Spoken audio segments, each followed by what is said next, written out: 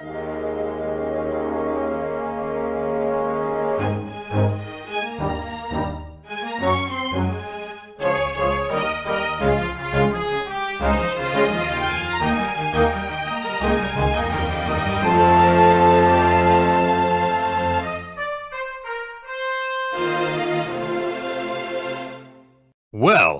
here we are, everyone.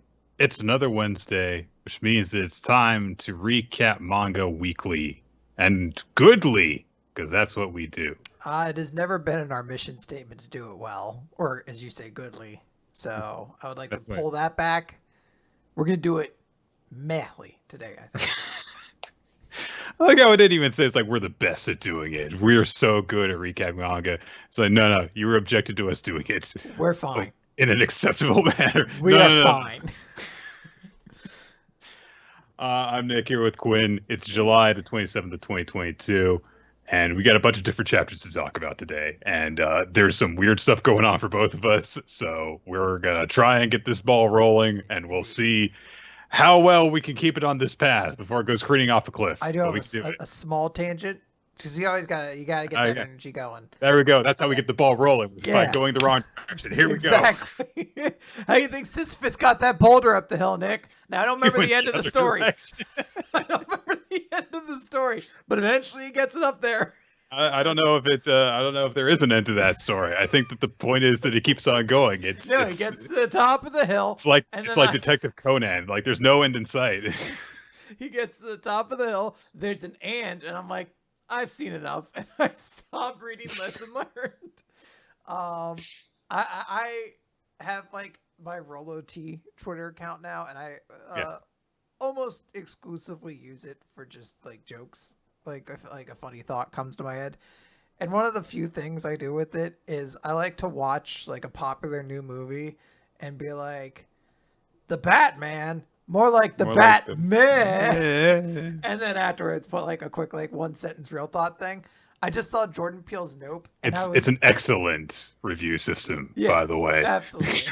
it's one sentence and you get it.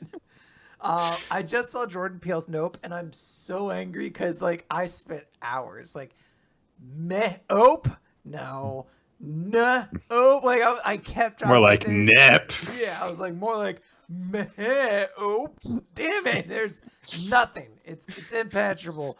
Jordan Peele is such a revolutionary director. He shattered my flawless movie review system. Because look, God damn you, Jordan Peele. You and your very, very short and concise titles. Yeah.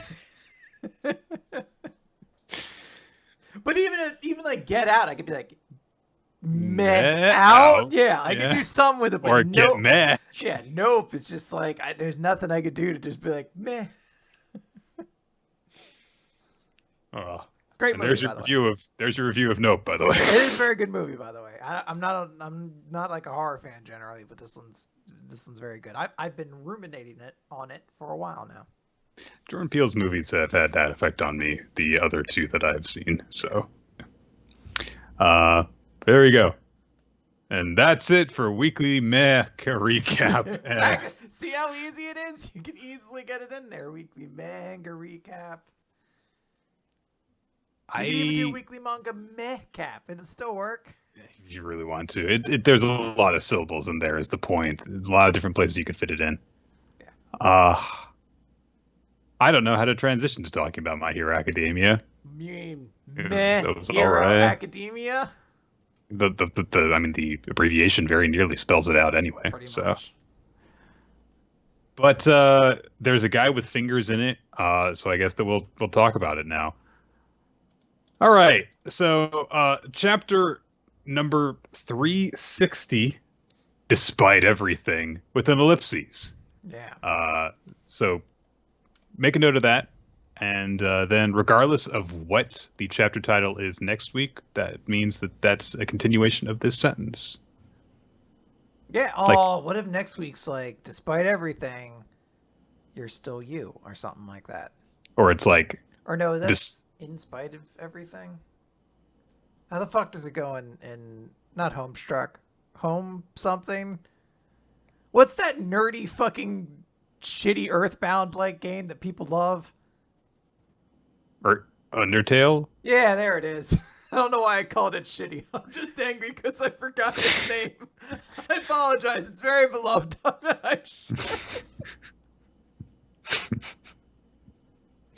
Let's go. I like how you're apologizing for shitting on it, but also you didn't shit on it because you couldn't remember what it was called. I was like, what's that fucking, I don't know, people enjoy it. It's fucking. What's that shitty fucking, like, Captain Planet? No, that's not it. The Kung Fu Elements show. Avatar. Yeah. People like it, I guess.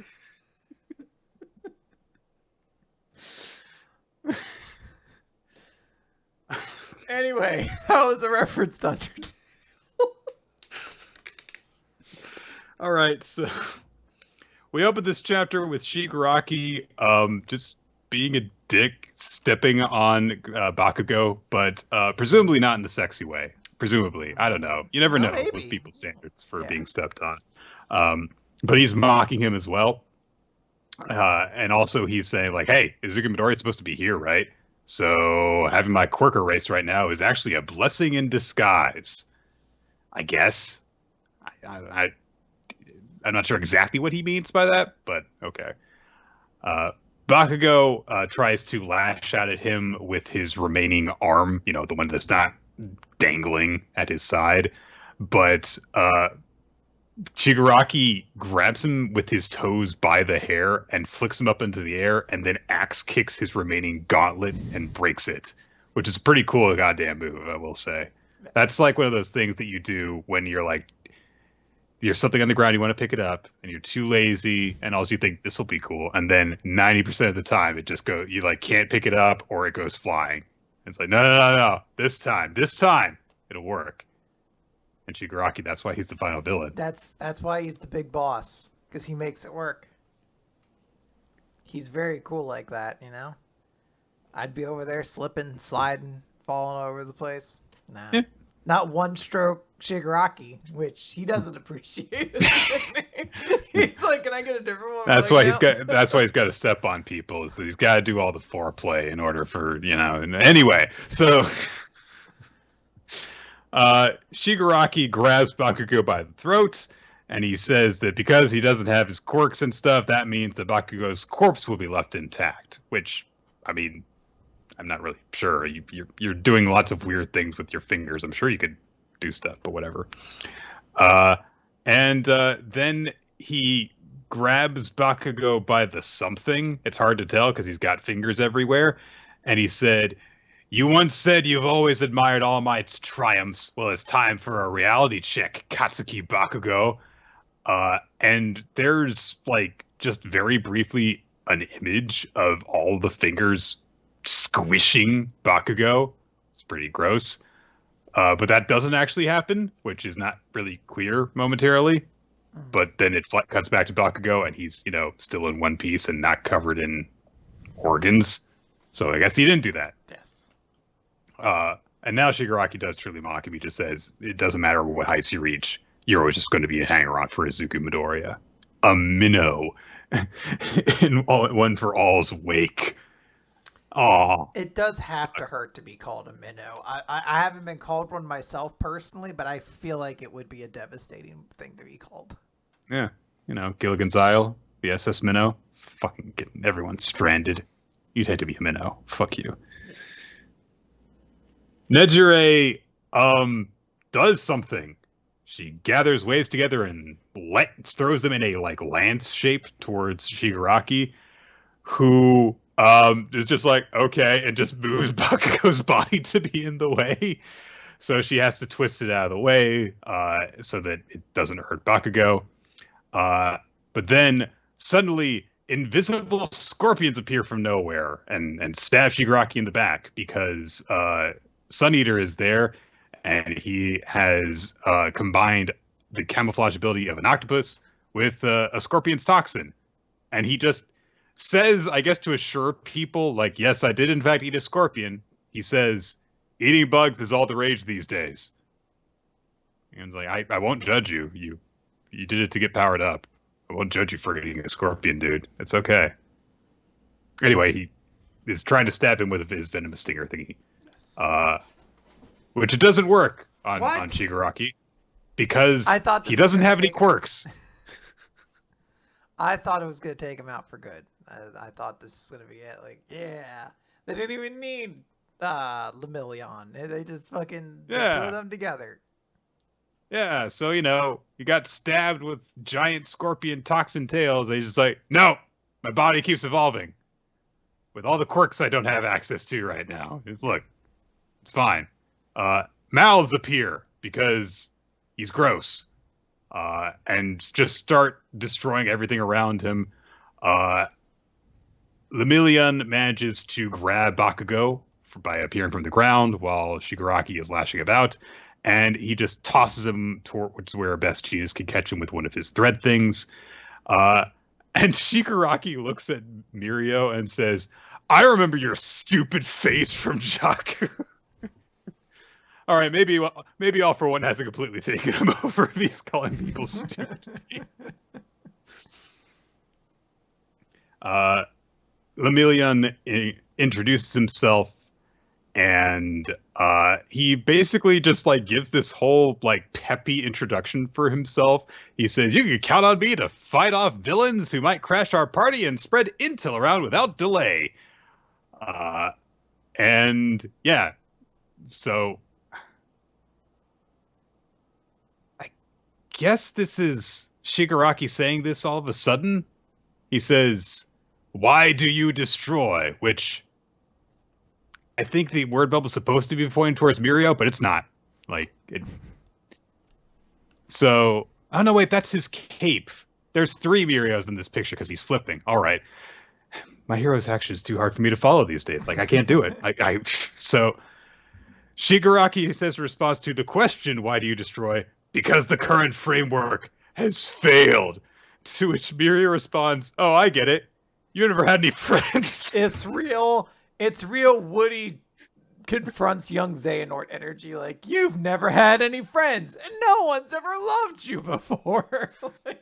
God damn, dude. You had to fucking savage him this much. Why is the darkness getting pushed away? He's being so hurtful. A hero's supposed to pull a little bit of their punches. So Mirio quickly thinks to himself, I could easily get to Shigaraki, but when I attack him, I just punch him. So I need to do something else. I must escort Hado's energy waves to point-blank range, which is a thing he can do. Because as he's thinking this, Nejire, loops out some energy towards him, and it curls around his forearm, and then he just delivers it in a big old punch to Shigaraki's gut. So, yeah, I guess they can do that. All right, sure. Yeah, why not? Why not? Best Genius goes to attend to Bakugo's wounds, and he says, "Look, there's no time to rest. We need your help." In fairness, do we know anything about Nejire to say whether or not that's what her ability does? I feel like this is maybe the 3rd or 4th time we've seen it in action. She gives a lecture on how her powers work every other Sunday in the rec room, and if you would just attend sometime, then you would know that. I'm busy on whatever day you said, though. I'm busy doing anything but caring about Nejire. I'm busy thinking about Gang Orca, so I'll never be able to get in there. Genus, is trying to get Bakugo to hey, pay attention. Look, there's no time to despair despite what's happened to you and what he said to you. We've got to get going. And he's like, look, he is completely surpassed any of our expectations. We need your help on this. And we know that you've done way more than we expected of you anyway. You're not a failure, basically. But Bakugo is not even listening to him, it turns out. He just is kind of muttering to himself. He's right side, finger, fade. And he isn't actually seemingly thinking at all about the giant put down that Shigaraki gave him. he's just trying to strategize how they can win still. And Ginas is blown away by this, which makes sense. He's like a 16-year-old kid who just had his right arm broken into multiple pieces and his entire world shattered. So pretty much, yeah. And that's where we leave off. Is like, yeah, Bakugo's still trying to win. So. It is a cool moment of like, all right, Bakugo. It's a nice duality because on one hand, Bakugo's like, never give up, never surrender. I'm always going to beat you. But we can also see he's crying. He is impacted by being called a minnow, by feeling so powerless in the face of this villain. And Bakugo has made it very clear. He wants to be the number one hero. He wants to be the best kind of hero. And for him to confront something he can't defeat is this very difficult thing for him to process. And I do like that characterization. I think in a different series, we would see the protagonist, like we'd see this character just get up and be like, never. But I think it does actually add a bit of depth to this character to see them so emotional about this confrontation, this realization. Yeah. And I think this is, if you're going to have Bakugo job out to the final villain before Deku swings in and beats them, then yeah, have him look good first. Yeah. So. And I think we're still going to get something else from Bakugo at the end of this. Yeah. Maybe he farts out a bomb. Maybe that's what beats him. Like, the bomb that was inserted into his rectum? Mm-hmm. Oh, that's a good idea. Yeah. Because it turns out if you just aim it right, you don't even blow up your insides. It just goes all out the butt. So it was actually a gesture of love. Yeah. Well, Nick, of course. That's what that entire relationship was about. It was about love. That's right. We've got to hold off a few chapters. All right. Let's talk about Undead Unluck, Chapter 120. This is much easier. So last time we had a revelation about Billy. Despite everything, this is much easier. There we go. Yeah. So we had the big reveal about Billy's powers and that, how unfair works. And we know that he needs people to hate him before he can actually copy their powers. So he has disposed of Unruin, or just Ruin rather. Not completely, but he has kept it from being a massive scene because he is basically now using Unchanged and wrapping it around his body the same way he did to basically immobilize Andy all that time ago.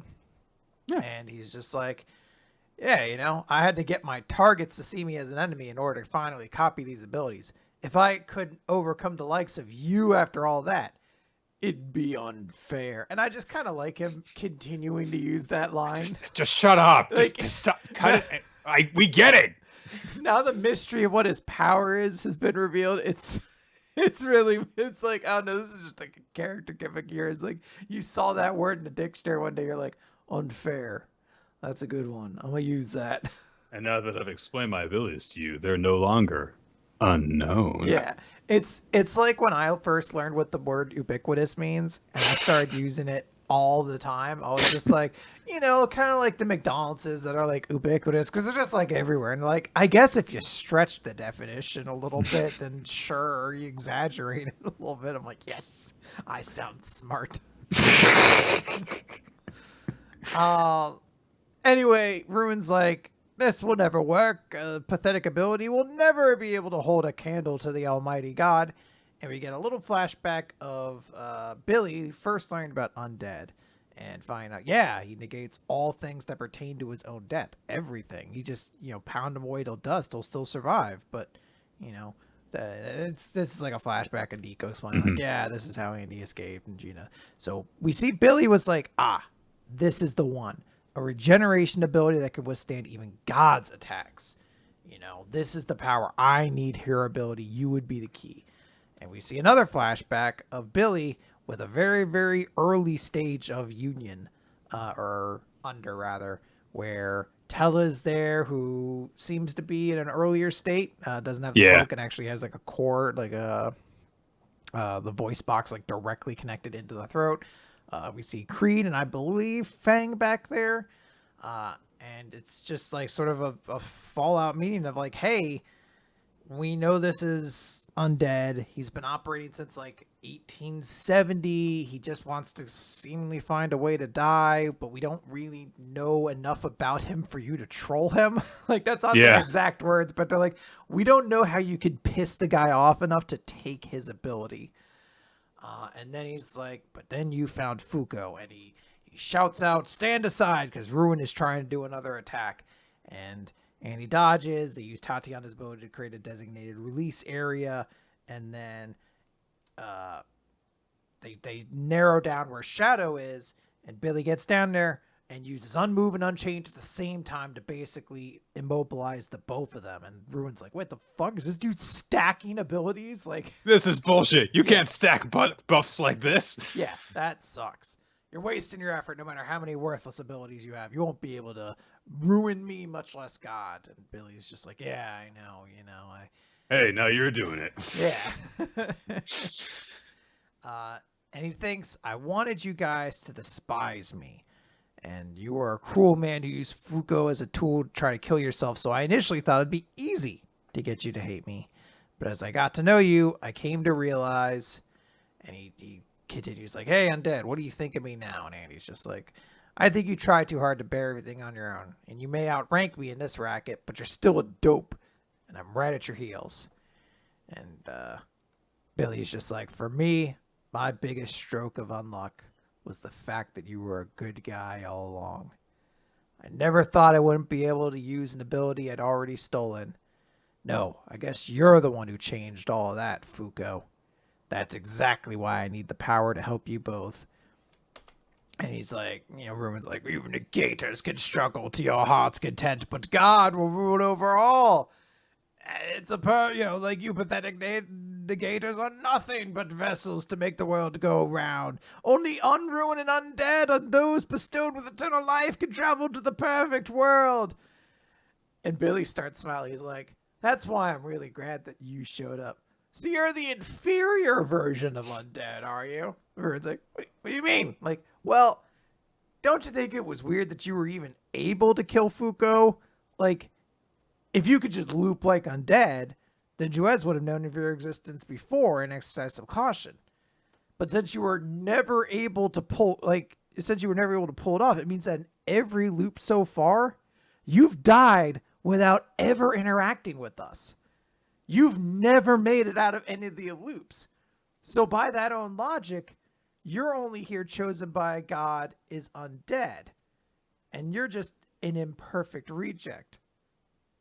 But hey, at least now I can steal your abilities and use it to kill God. And Ruin's like, no, this power is mine alone. And we just see Billy stand up and all of his wounds start closing. He's like, oh, well, this is much easier. I couldn't care less about being hated by someone I despise. So thanks, Ruin.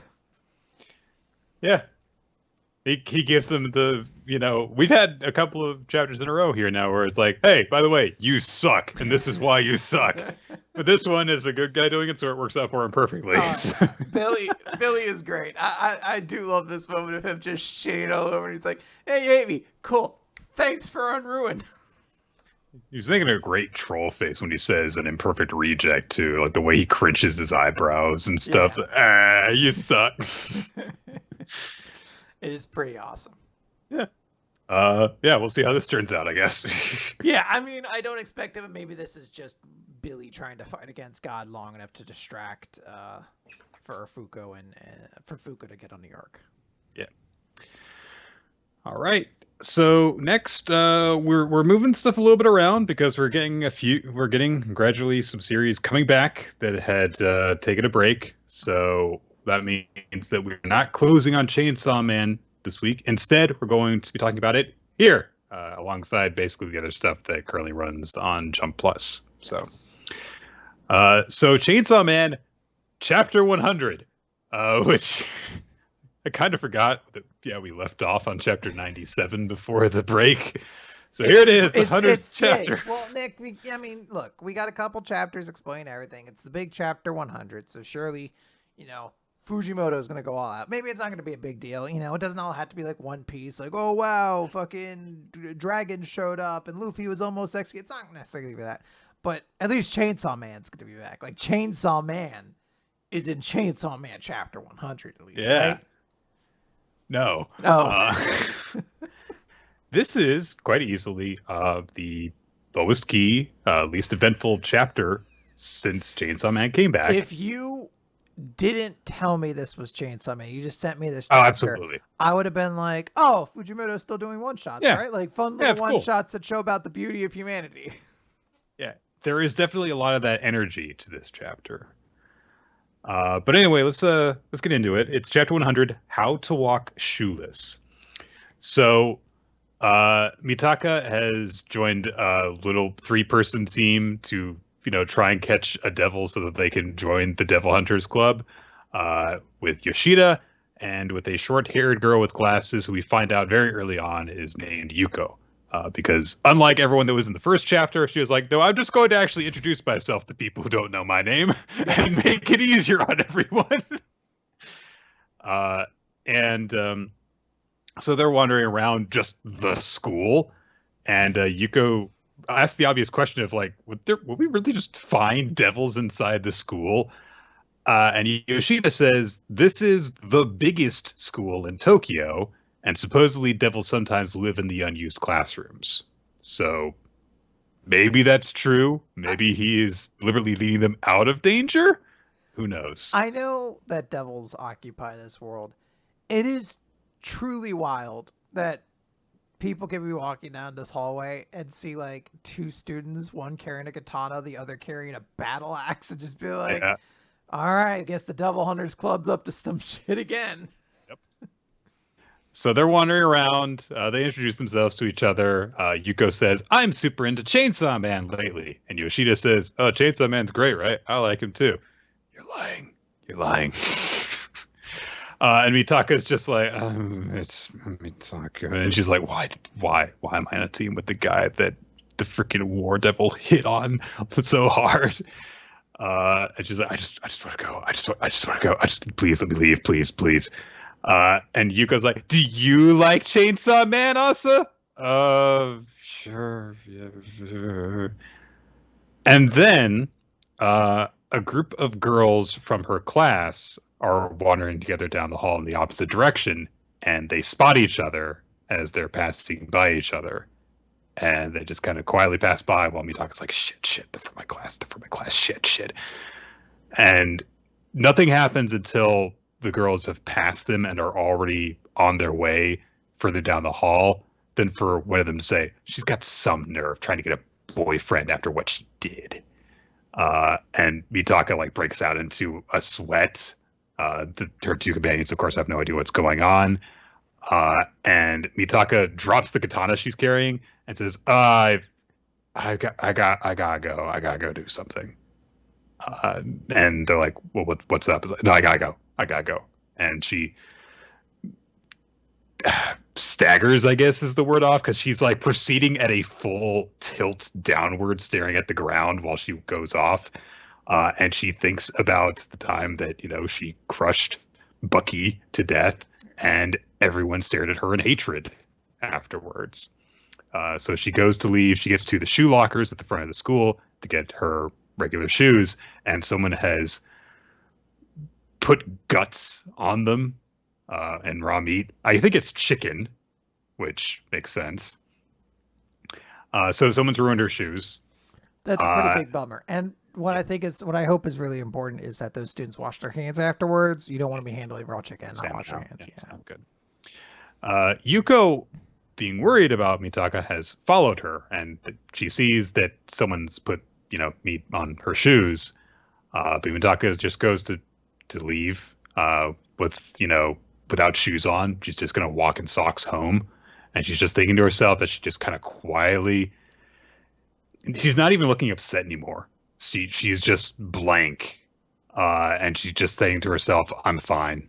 It's all fine. And she's going home, and the war devil starts talking to her and says, don't walk shoeless. Our feet hurt. I do kind of like War Devil, who's slightly concerned about the situation, who's just like, bullying is a commonality in communities without social fluidity. Like, it's just like, we should be wearing shoes. Like, thank you, based War Devil.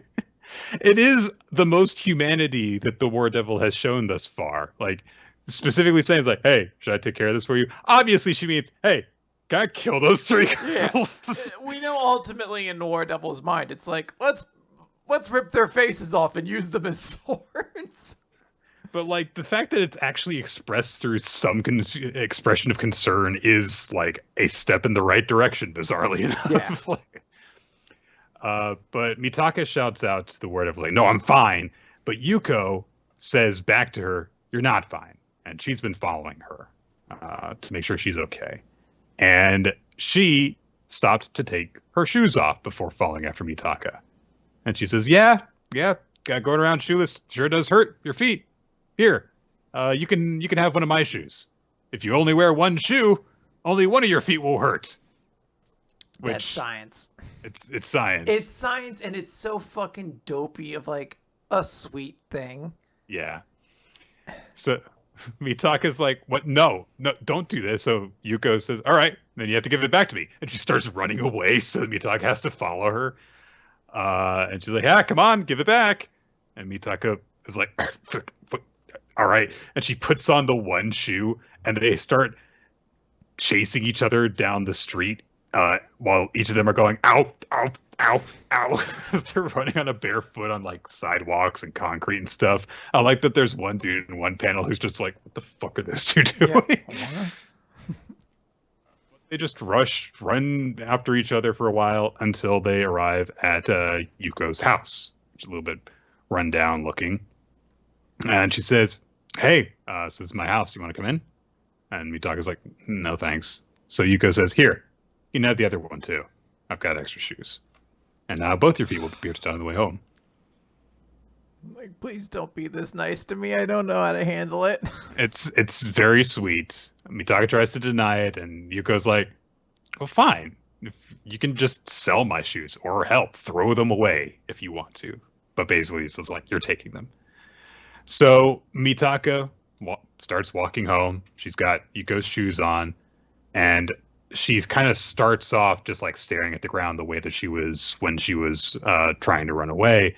But then she kind of like starts looking at her shoes as she's walking, and she makes an expression. I'm not sure exactly what is meant to be read from it because it's a weird face.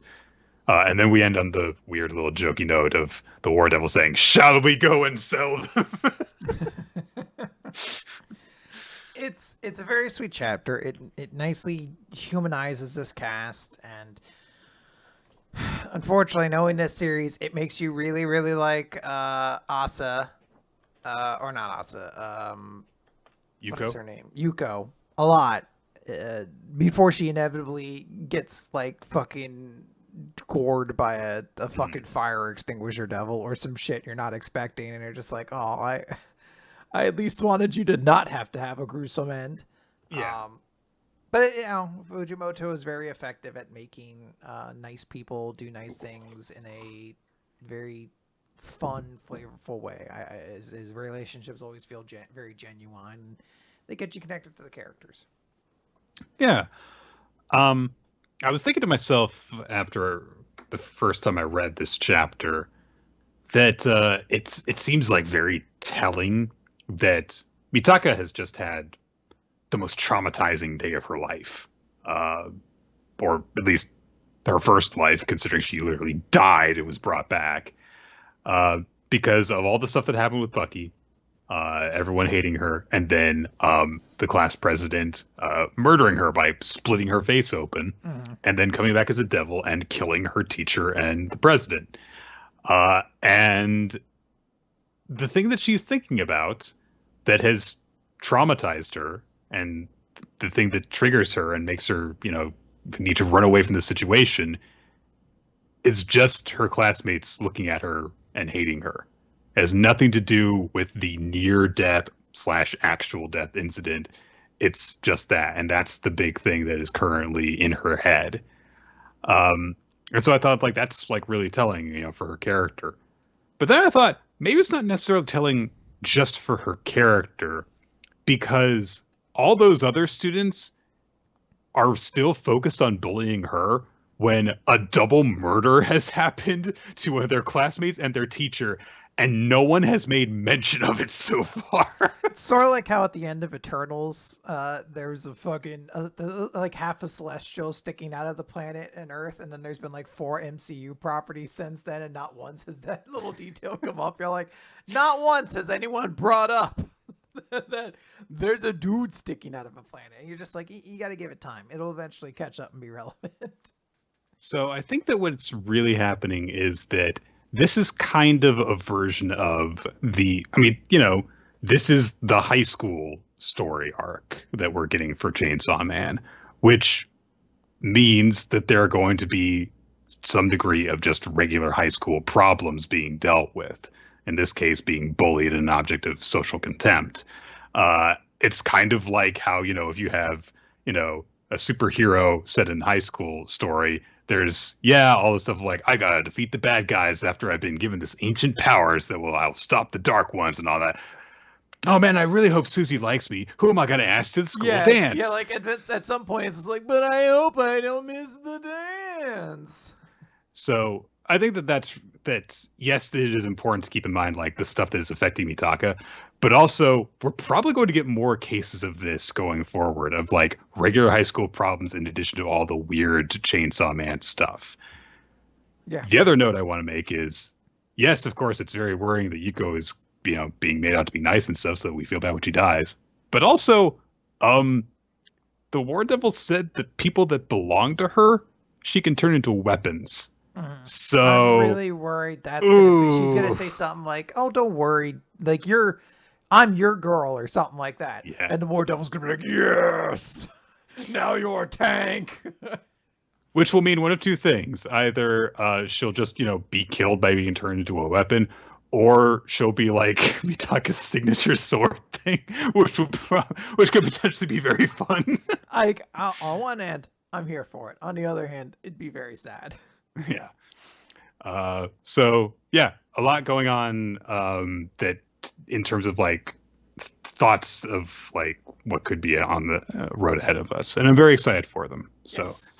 I really, really liked this chapter despite how little technically happened in it. So, all right, let's go to Kaiju number 8, chapter 67. So Kafka is doing lunges, I guess. I'm not sure exactly what this exercise is called. Yeah. He is doing.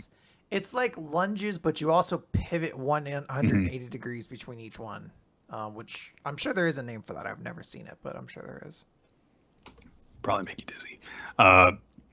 He is doing some training, a training regimen that Kafka's prepared for him, saying that he specifically got to generate power from his lower body. And he says, look, I'm going to come back twice a week to check your progress. And if you're slacking off, I'll know immediately. Kafka is working out so hard that he's given himself a Charlie horse. So probably no danger of that. Aww.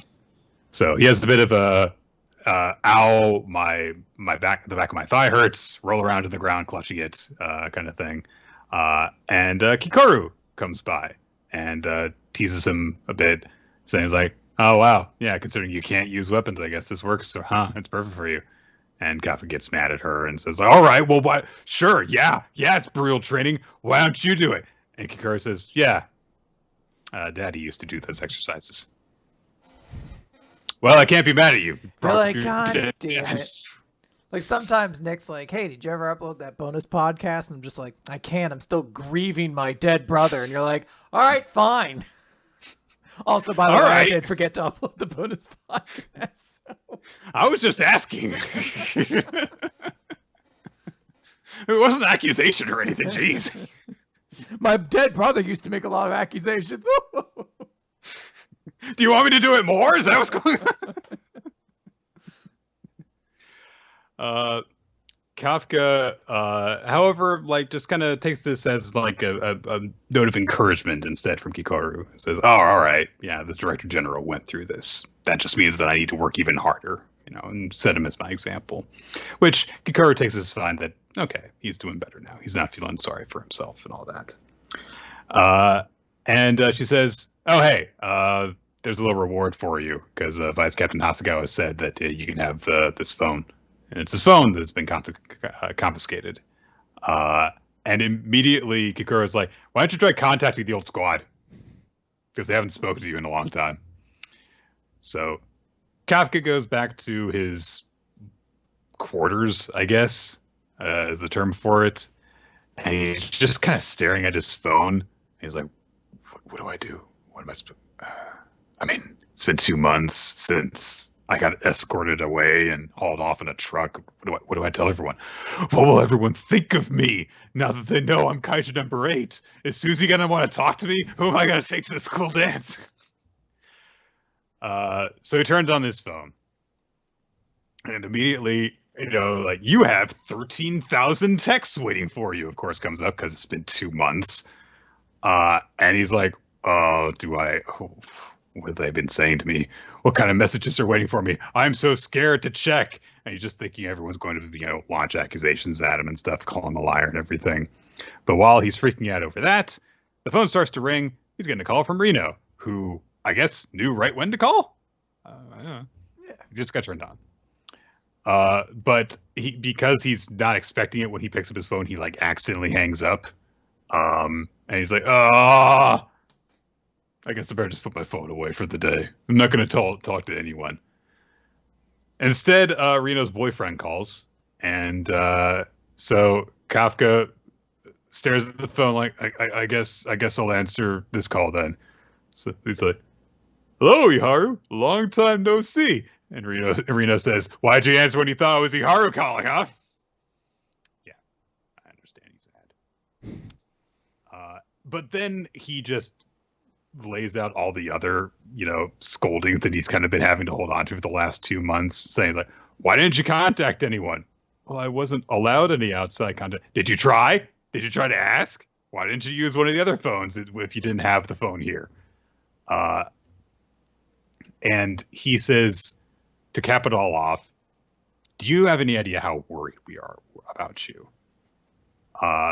And Kafka starts to apologize and to say, I'm sorry, there's just been so much going on. But then he decides, no, I'm not. I'm just making excuses right now. And he admits to being afraid of what everyone thought about it. And he's like, I thought everyone would be afraid of me now that they know I'm Kaiju number 8. And Reno starts to say something, and then Iharu cuts him off and says, yeah, of course we're afraid. You've got kaiju-like power inside of you. That scares the hell out of me. But that doesn't mean that I hate you, because everyone saw you put your life on the line to save the base, and no one who witnessed that thinks of you as anything other than a friend. Aww. And then Kafka remembers what, Mina told him while he was being escorted. No one thinks you're a threat and all that stuff. So maybe you should have just kept that in mind, huh? Yeah. Or maybe you just forgot about Mina, this manga does repeatedly. Nick, she's an important character. It's chapter 67. So, hey, Nick, think about it. We got Ginchiyo to show back up in Doron Dororon this week. No. Spoilers. Listen, okay. It's very important we don't get into that. I'm just saying, there's only so many prominent female characters that can be in Shonen Jump at one time. It's sort of like the anti diversity act. We can have women, but not too many. Let's pull that back a little bit. The limitization of token options. Yeah. So, Iharu starts to get angry now that he knows that Kafka thought that they were going to hate him, but Reno takes the phone back and he says, hey, you should try and have more faith in all of us. I told you I had faith that you'd come back, right? I wasn't just speaking for myself. I was speaking for everyone. We cut away as the phone call ends. And then we come back with Kikaru entering Kafka's quarters and saying, hey, it's time for afternoon joint training. We've been talking to people. And Kafka has his back turned to her. And he says, Ichikawa and Iharu called me a dummy. But they're right. And he turns to look at her. and he's been looking at all the texts that he's gotten from all the people in the third division, all saying stuff like, "We're worried about you. I hope that you're safe. And thank you and everything." And Kafka's just got this weirdly soft expression on his face against the stiff outline of it. And he's just says, "I've been a real dummy." It's very cute. It's very, very whoopee of him, very adorable. Like, oh, I've been a real dumb. Like, okay, I get it. It is great too because it's a collection of characters. Like, who gives a shit? Who gives a shit? Who gives a shit? I think I remember you coming out of the bath with what's her name at one point. So, I only know you as like I think there's at least 2 girls in Division 3. So, Yeah, we haven't followed any of these people. A few of them could yeah. A few of them could use the Yara treatment, That would be basically. great if like a couple of them weren't people. Like there was one message in there where it was just like your Grubhub delivery was dropped off at your doorstep. Oh, I forgot about that. Oh my god! I hope it's still okay. Oh, my Xbox arrived. Oh, someone bring it inside! Oh, Hikaru! she's like, I hope no one stole my video games. she's like, Oh no, they're gone. They are definitely gone. she's just over there like, we end the chapter basically with Kikaru saying, like, "Yeah, you are an idiot. Yeah, I know." So it's a sweet chapter. That's a little silly. Spy Family Mission 65. Yor is going out shopping. She asks Anyo if she wants anything picked up for her, and Anya says, "I want the crunch tea cakes that Master Anderson gave me." And of course, she has no idea what brand they are or anything. So Yor's like, "Okay, all right, sure, I guess."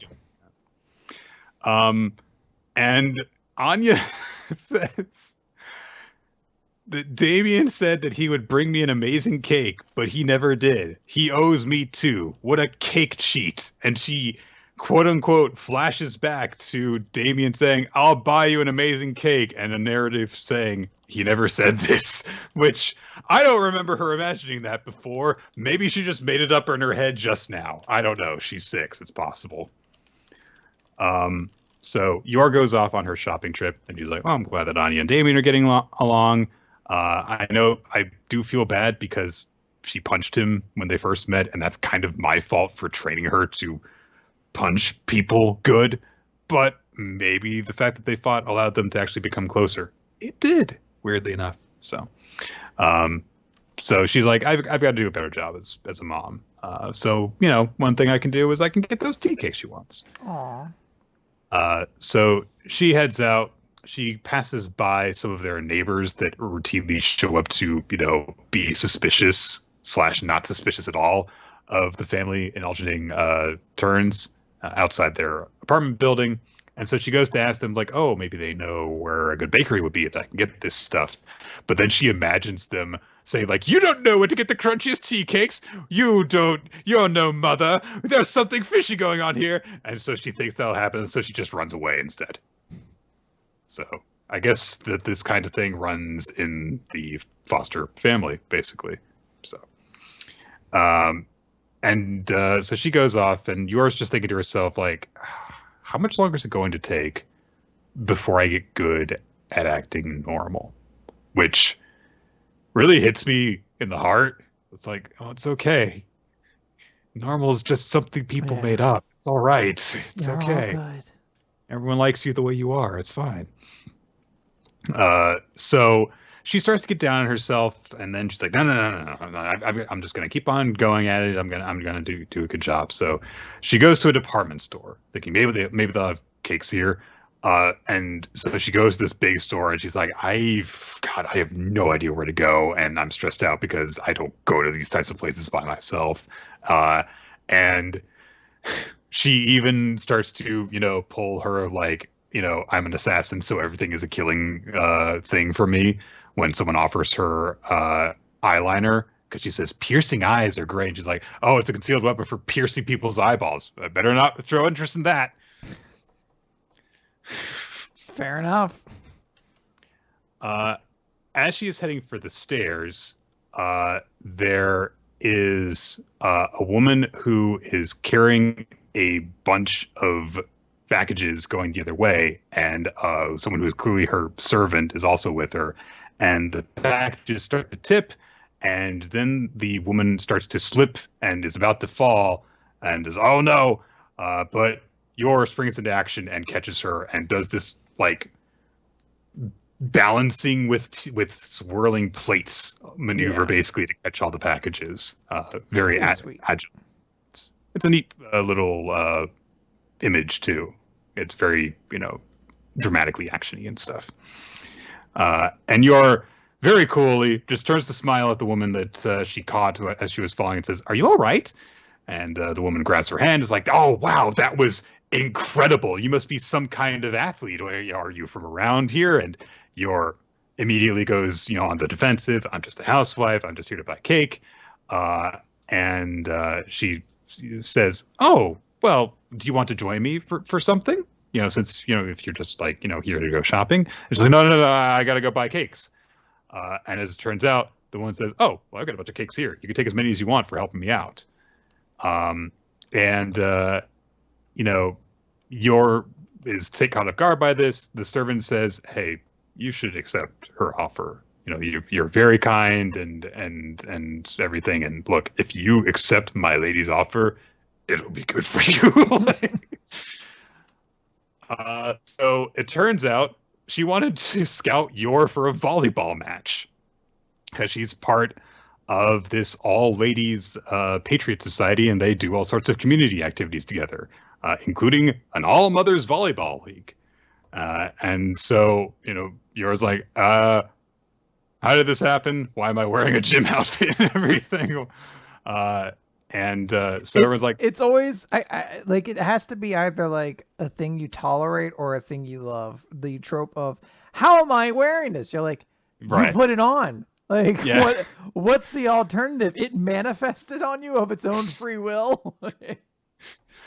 A volleyball uniform is one thing, but a weird swimsuit you put on in the dark, is another. But everyone's saying, like, "Oh yeah, it's like, all moms volleyball teams, people do all this stuff all the time." So Yor's like, if I play volleyball with them, it will be a normal mother thing to do. So yeah, she agrees to it. And of course, it's Yor doing sports, so it goes about how you would expect it to. She's too strong. She's too powerful. And yeah. So, but there's a bunch of different variations on her being like too ridiculous. Like, she jumps like 30 feet up in the air to return a serve, and then she doesn't know that there was a volleyball. So but everyone's like, "You're so good. You're so physically gifted and everything." It's like, yeah, you're not following the rules, but hey, just do it like this. And everyone's very welcoming towards her. It's very sweet because like this never happens to Yor. Yeah. I've been watching the Spy Family anime, and it just reminded me of like, God, Yor's just like got all this bad luck. She doesn't have friends. But even though she's like not following the rules very well, everyone's encouraging towards her. We get a montage of stuff. There's a great bit where she like smashes the ball into the net so hard that it bends the entire thing. There is a brief moment where she hits the ball out of the entire gym and up into space. Funny stuff. And then everyone goes out for tea afterwards. How sweet. And she feels bad because she says, "Oh, I was just in the way." And everyone's like, "That's fine. You were amazing." And everyone had a great. If you look, you scare the other team really good, and it was so much fun. And everyone's having a good time. And the woman that Yor initially helped says, "Hey, you should order whatever you want." And she says, "You're not one of those girls who worries about fitting in, are you?" And she's like, "No, I'm not like that at all." And then they ask about her personal life. It's like, "Oh, are you a mother?" And she's like, "Well, I'm my daughter's stepmother. And I feel sometimes like as a mother and as a wife, I don't really know what I'm supposed to do." And of course, they're all like, "Yeah, welcome to the club." Yeah. It's great. And they say, "Yeah, it can be really stressful and not knowing what to do. That's why we get together like this, so that we can talk and share experiences and stuff." And Yor just has this moment where she says to herself, so not knowing what to do is normal. I have to think to myself, like, Yor's like 30, isn't she? Yeah. It's like she's right at that age where she's where people learn that. She's just starting to get it, yeah. And the woman who she helped before is like, you should come hang out with us more. You should come, hang out with the society. I know it's called the Lady Patriot Society, but it's not nearly as stuffy as it sounds. And Yor's like, yeah, this sounds great. I'm not going to waste this opportunity. And then one of the other mothers turns to the woman who's kind of their ringleader, as it's turning out. She says, you won't believe this, Belinda. Our little one got another tinnitus bolt. And Yor says, oh, your child goes to Eden Academy. And they're like, oh, yours does too? What year is she in? Oh, first grade. And they realize, like, oh, you and Melinda have kids in the same year. And Melinda starts to go, wait, Forager. Oh, you're Anya's mother. I'm Melinda Desmond. Bum, bum, bum, bum, bum, bum. Which took this chapter from sweet and nice to, oh shit, in one page. It's a very cool little revelation at the end, yeah. And then you kind of look at her and you're like, oh yeah, she definitely seems like she could be Damien's mother, yeah. So, yeah, this is really good stuff. I like, Yor just getting stuff to do in general, but also this very encouraging setup for her. And suddenly being tied into potentially having a greater role in the big operation. So we'll see what becomes of this. Yeah, I think this was some very good stuff all around. Yeah, good stuff. Speaking of good stuff, let's talk about Eden Zero, chapter 201. Mel, this week we only have one chapter to talk about, not 6 or whatever. What is that rabbit plushie supposed to be doing? Like, that face is like, I wouldn't trust that face. I have no idea. I wasn't sure who was on the cover of this. I think it's Holy, but every woman in this series looks the same, unfortunately, so I don't know. We open back in Ziggy's lab. You've been given all these references by Hero, but you're still not able to determine which girl is which based on their bust. Yeah. So here we're back in Ziggy's laboratory where he collects all of his moms. It's not a sex thing. It's not a sex thing. To be very, very clear. And they, Weiss, Homura, and Rebecca have to have a conversation about the fact that all of their moms are there. And they're like, I didn't expect to see my mom. Weiss is like, this is crazy that she was like put in front of me. Rebecca's like, I don't even remember my parents. And now suddenly she's right in front of me and she's some archbishop. This makes no sense. They're like, but she's alive. Like, we have to save her. And they're like, no, we can't do that. There's so many people we have to do and like to save here. And Happy's like, they're all dead. But Rebecca's like, but Wise and Homura's mother, Jin and Clean's too. And they're like, fuck Laguna, I guess. And they're like, yeah, like Wise is like, look, ideally, I would like to bury her on Norma, So Homura's like, all right, we'll collect our moms then. And Rebecca's like, God, I don't really know what to do. And Homura like makes her snap at her. She's like, we don't have time for this shit. We are in the middle of a battle. So, get your shit together, basically. And Rebecca's like, okay. All right. We don't want to wake her up, but let's use the warrior maid, recover as many as possible, take them to Eden Zero, and then I can hear what my mother has to say after the battle. And then I guess in a moment of like strong conviction, we get a shot of her foot. And don't worry, Hero, I believe feet are hard to draw too. It's totally understandable that Rebecca has kind of some nasty toes. She's like, as soon as we're all ready, I will begin Planet Eater. And it's just like, sure. Okay.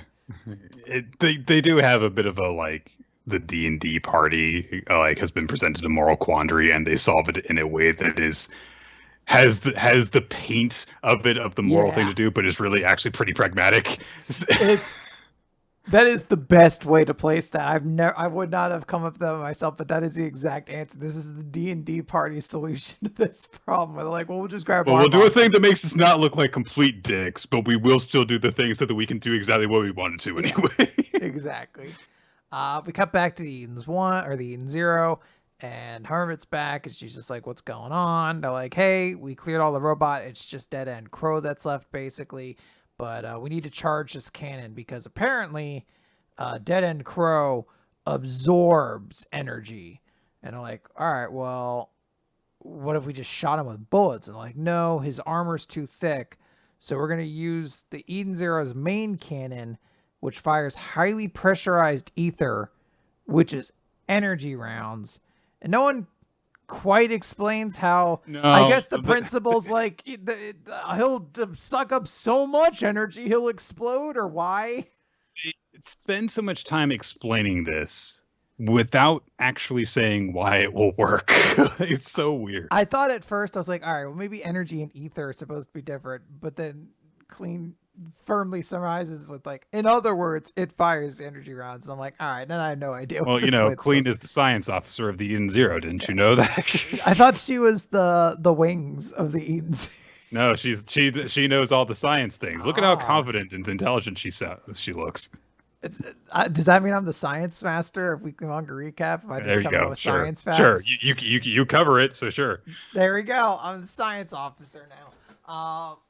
Homura's just, or not Homura, Holy. I'm sorry. How could I confuse the two of them?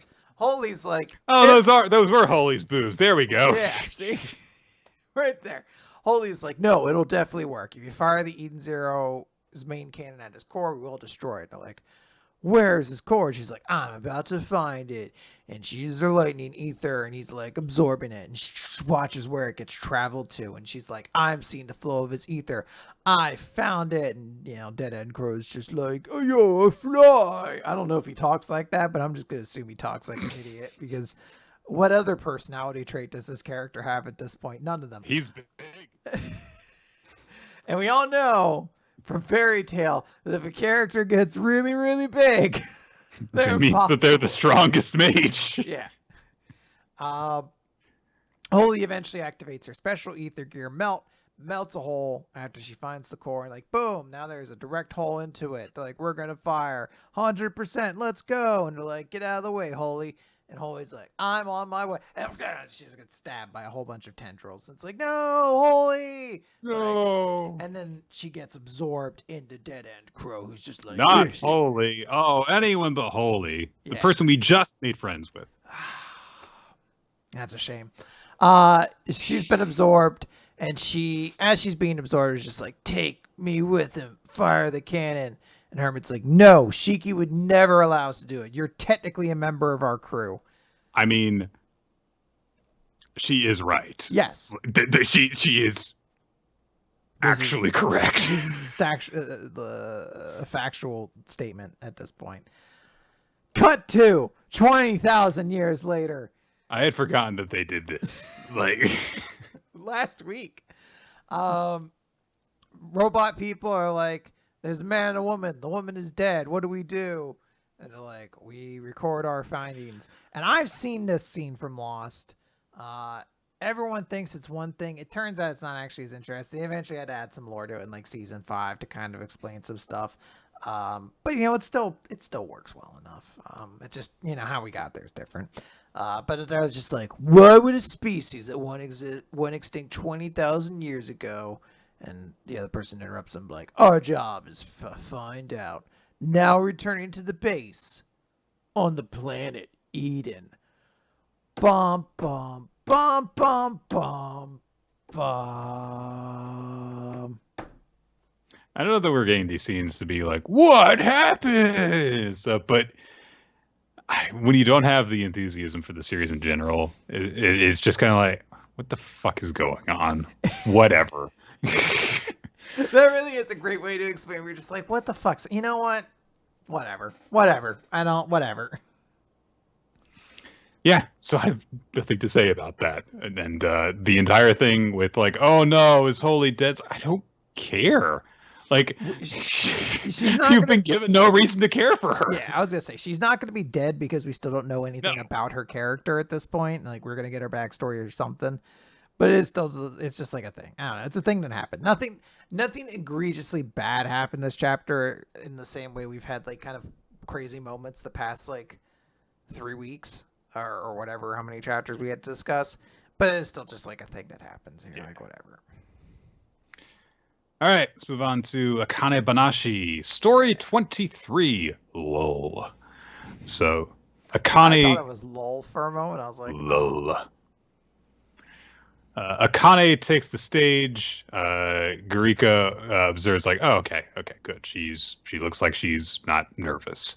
And as Akane takes the stage, he also is, thinking about the stuff that had been brought up in the previous chapters. Like, all right, there's no tension in the room. Everyone is just like, all right, the performances have peaked.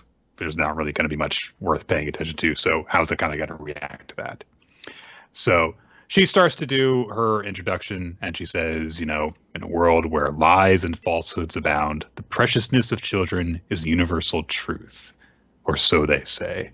They also say that you won't understand that until you've had a child to cherish for yourself. And she gets into her performance of Jugemu, which begins with the parents discussing going to get their child named at a naming ceremony. And as she goes back and forth, she's just, very calmly getting through it. And she's not doing, very sharp performance. It's just, conversation between the two of them. And, she hits the jokes. And as it's going on, I'm a remix Rakugo guy says, it's kind of bland. I mean, she's, talking, at a good pace with good tempo, but she had everyone murmuring over her skills before she had even gotten to the tongue twister yesterday. And today it's different. So she must have looked at the audience and realized she wasn't going to win. I don't know why she's just given up, though. But Hikaru is watching as well, and she thinks, maybe she has gotten lax as the preliminaries, but I don't know. Because she remembers what Akane had said, which was that, she was not going to shame her master's name. She's like, she's not going to just have stopped trying. And as Akane continues into the performance, she's, getting to the point where the father goes to see the monk in order to get the baby named. And the magazine writer says, like, she's being really, really low key. But then he looks at the other writer who's come with him, and she's kind of, stickering at the jokes. And so he says, like, no, you're enjoying yourself. And he says, it's this, like, more your style. And she says, well, it's kind of like if I listen to something in the background while I'm working. You can just let your mind wander and still enjoy it. It's an easy thing to listen to. So he thinks it's Akane's lo-fi hip-hop beats to study / Rakugo too. Akane-cast, yeah. So he thinks about this as like, oh, yeah, I guess that kind of makes sense. She realized that there were these two powerhouse performances ahead of her, and she decided the audience could use a little bit of a break, so the light touch does kind of feel right. And he looks behind him, and he sees that all the audience has kind of relaxed into it, and they're paying attention. So she didn't force everyone to pay attention. She kind of drew them into it. And Garika is watching this, and he's like, yeah, this is the most important thing, to hold the audience's attention.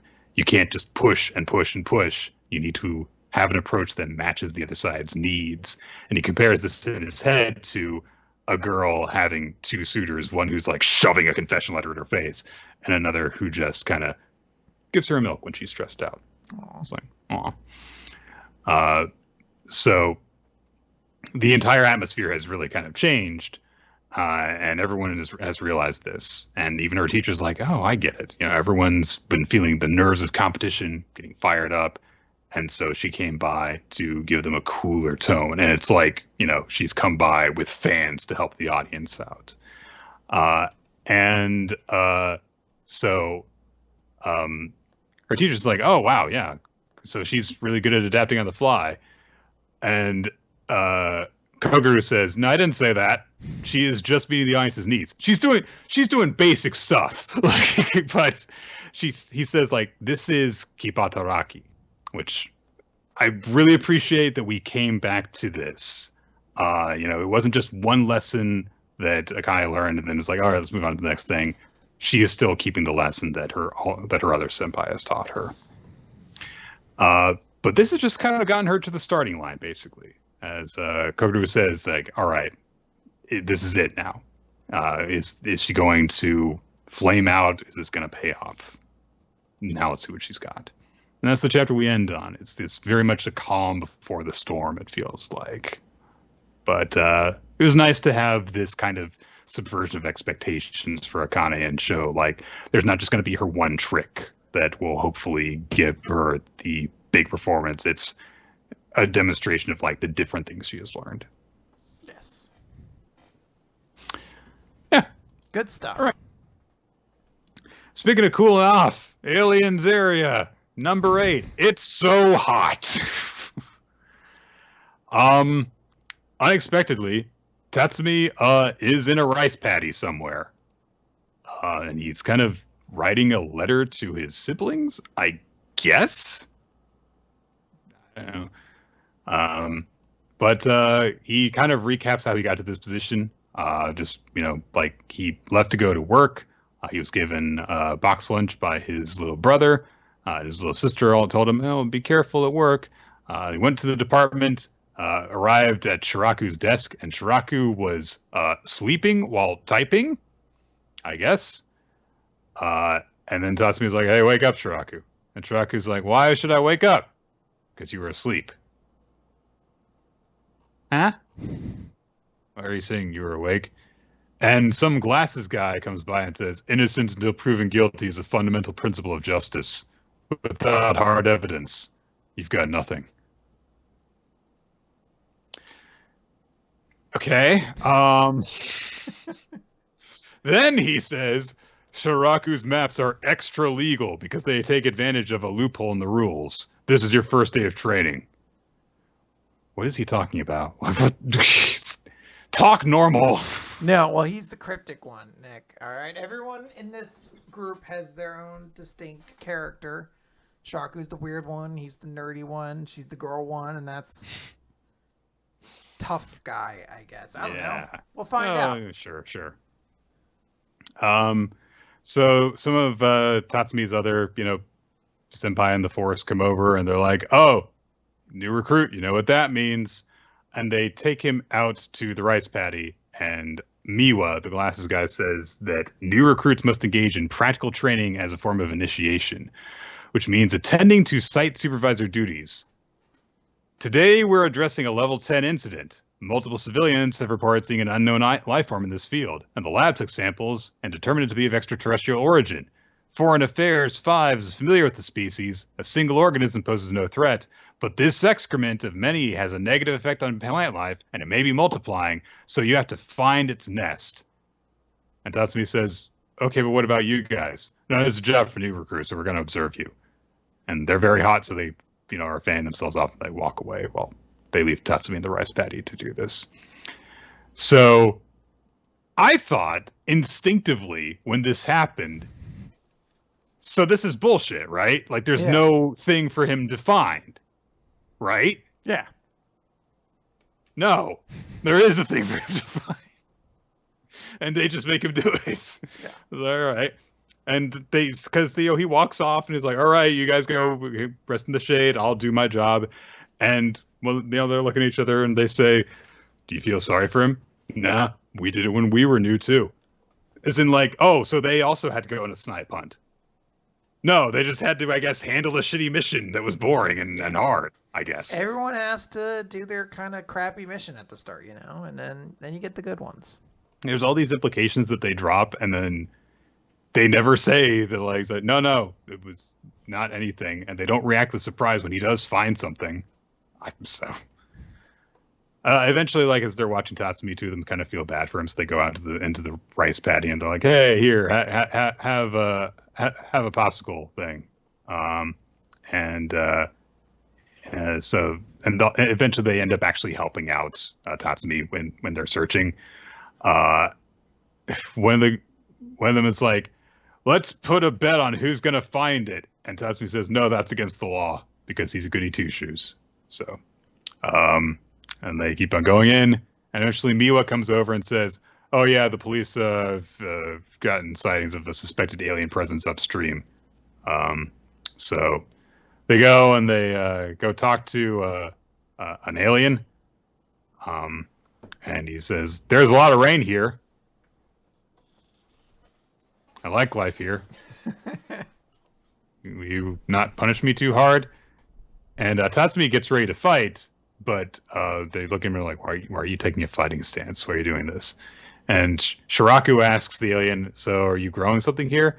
And he says, "Yeah, I'm cultivating Mumurimatemaka Tenasisu because my departed wife used to use it for sashimi." And Shiraku realizes, "Oh, the poop! Here!" And then they go over his documents. They're like, oh, "Okay, yeah, I've checked with all this stuff. Yeah." I was like, "Yeah, look, you're gonna get a citation, but just have your stuff in order next time." And that's just kind of it. And Tatsumi's like, "Oh, things are being resolved peacefully." And Taraka says, "Yeah, actually, most aliens that come here are actually very reasonable and cool. You don't actually have to fight all of them." Which, I mean, I do like that. It's like, okay, good. It's not just that they're going to go and punch everything in the face. They're like an actual. It is an important distinction that if you are going to place some kind of law enforcement agency as the protagonist character of your work of fiction, that their response to every single issue is not to engage with violence. If there must be that character, it's nice to see that sometimes they realize problems can be solved by being human and not by being weapons of violence. I'm not sure it's the best call for a Shonen Jump battle manga series where I'm like, you read the entire chapter and then you get to the end of it and you're like, so I'm sorry, what was this chapter about? Yes. Like digging for poop? Like, what was the point? There is, I mean, like, I do think the chapter ends on a nice note at the end because Tatsumi comes back home. He's got a couple of bags full of vegetables that he uses to prepare dinner for his siblings. And he makes a note like, oh, yeah, I got these vegetables from a farmer when I was at work today. So I was like, oh, stuff resolved really nicely. Tatsumi was able to do something nice for his family because he had this nice, peaceful interaction with this alien. It's nice that he's been introduced to this side of his job. But like I was saying before, all the stuff that kind of leads into this moment does kind of indicate it's like, oh, there's this unpleasant thing that he has to do which goes nowhere. And they never say it's like, oh no, we were deliberately wasting your time or anything. And also the way that they join in on it indicates that no, there is actually something for them to find. Otherwise, why would they bother helping him to look for something that doesn't exist? So it's like, all right, so they're just doing a really boring thing in a really inefficient manner to find this. It's definitely like one of those things where you're like, I mean, I suppose this is technically an idea. It's just not the most interesting. Like I know I've been talking before about like, oh, ultimately what I really want is like for there to be some, interesting building of these characters and give us more of the lead character. Like that's been my complaint for a little while now, but it is, I don't know if this is the right way to deliver it.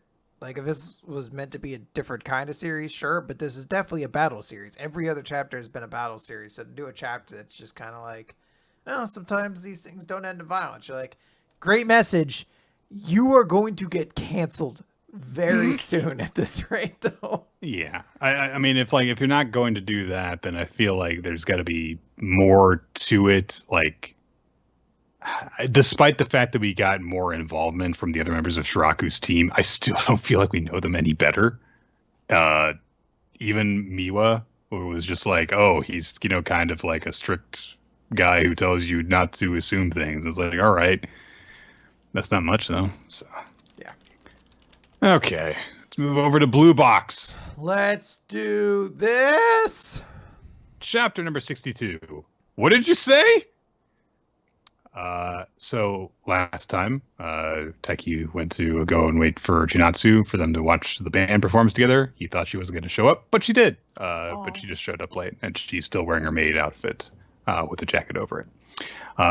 And he's still kind of like surprised when she shows up at the start of this chapter.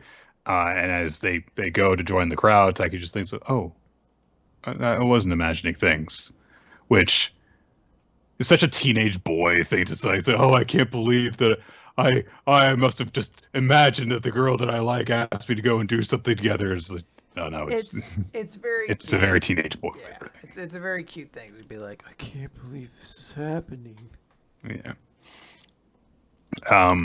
So Chinatsu starts, like immediately enjoying the performance, and Taiki turns to her and says, "Hey, it's my first concert. This is kind of cool." And Chinatsu starts to say something back, and Taiki's like, she can't hear me over the noise," and she like cups her ear, and like holds up a finger and says like, "Hey, just say it one more time." So Taiki tries to just leans in and goes, "Yeah, it's pretty cool." And she's like, "Yeah." And Taiki goes, "Yeah." She said, "Yeah." We're so connecting. So Taiki starts to kind of be like, maybe I'm just like overthinking this. Basically, it's like, yes, the answer is yes, Taiki. You're always overthinking everything. I was gonna say, you're a teenage boy in a new relationship. You have overthought everything in every step of this. Just calm down. But there's like a break between songs, so very brief that they can like hear each other a little better. Because Chinatsu says, "Oh, it's this song," and Taiki's like, "Oh, do you like it?" And Chinatsu says, "Oh yeah, well, Karen's a real fan of this song. She says she listens to it after she fights with Haru," which is like a little bit personal.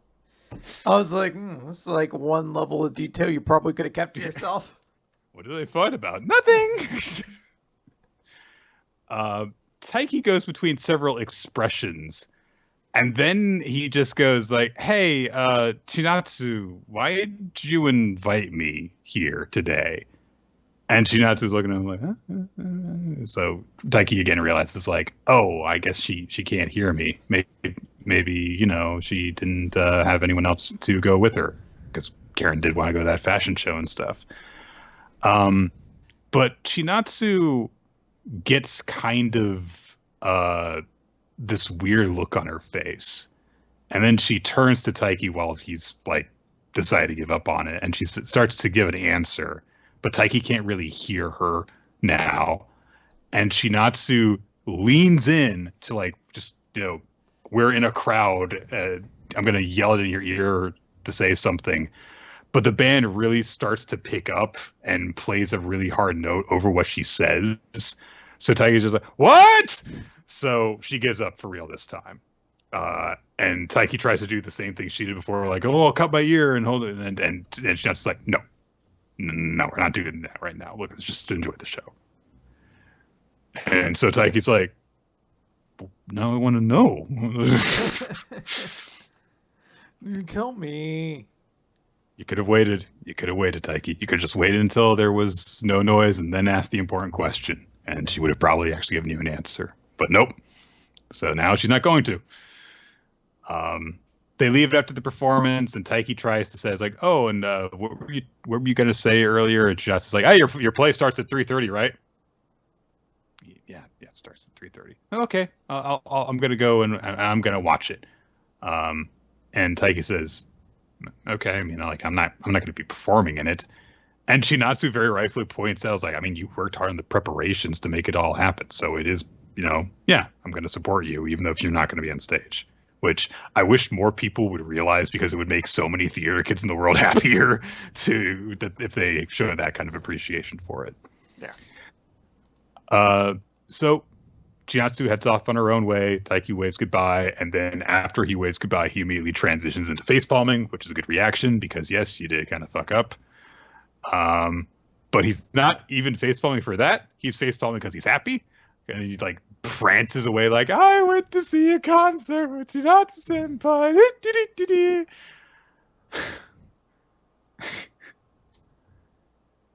He comes to oh gosh, what's his name?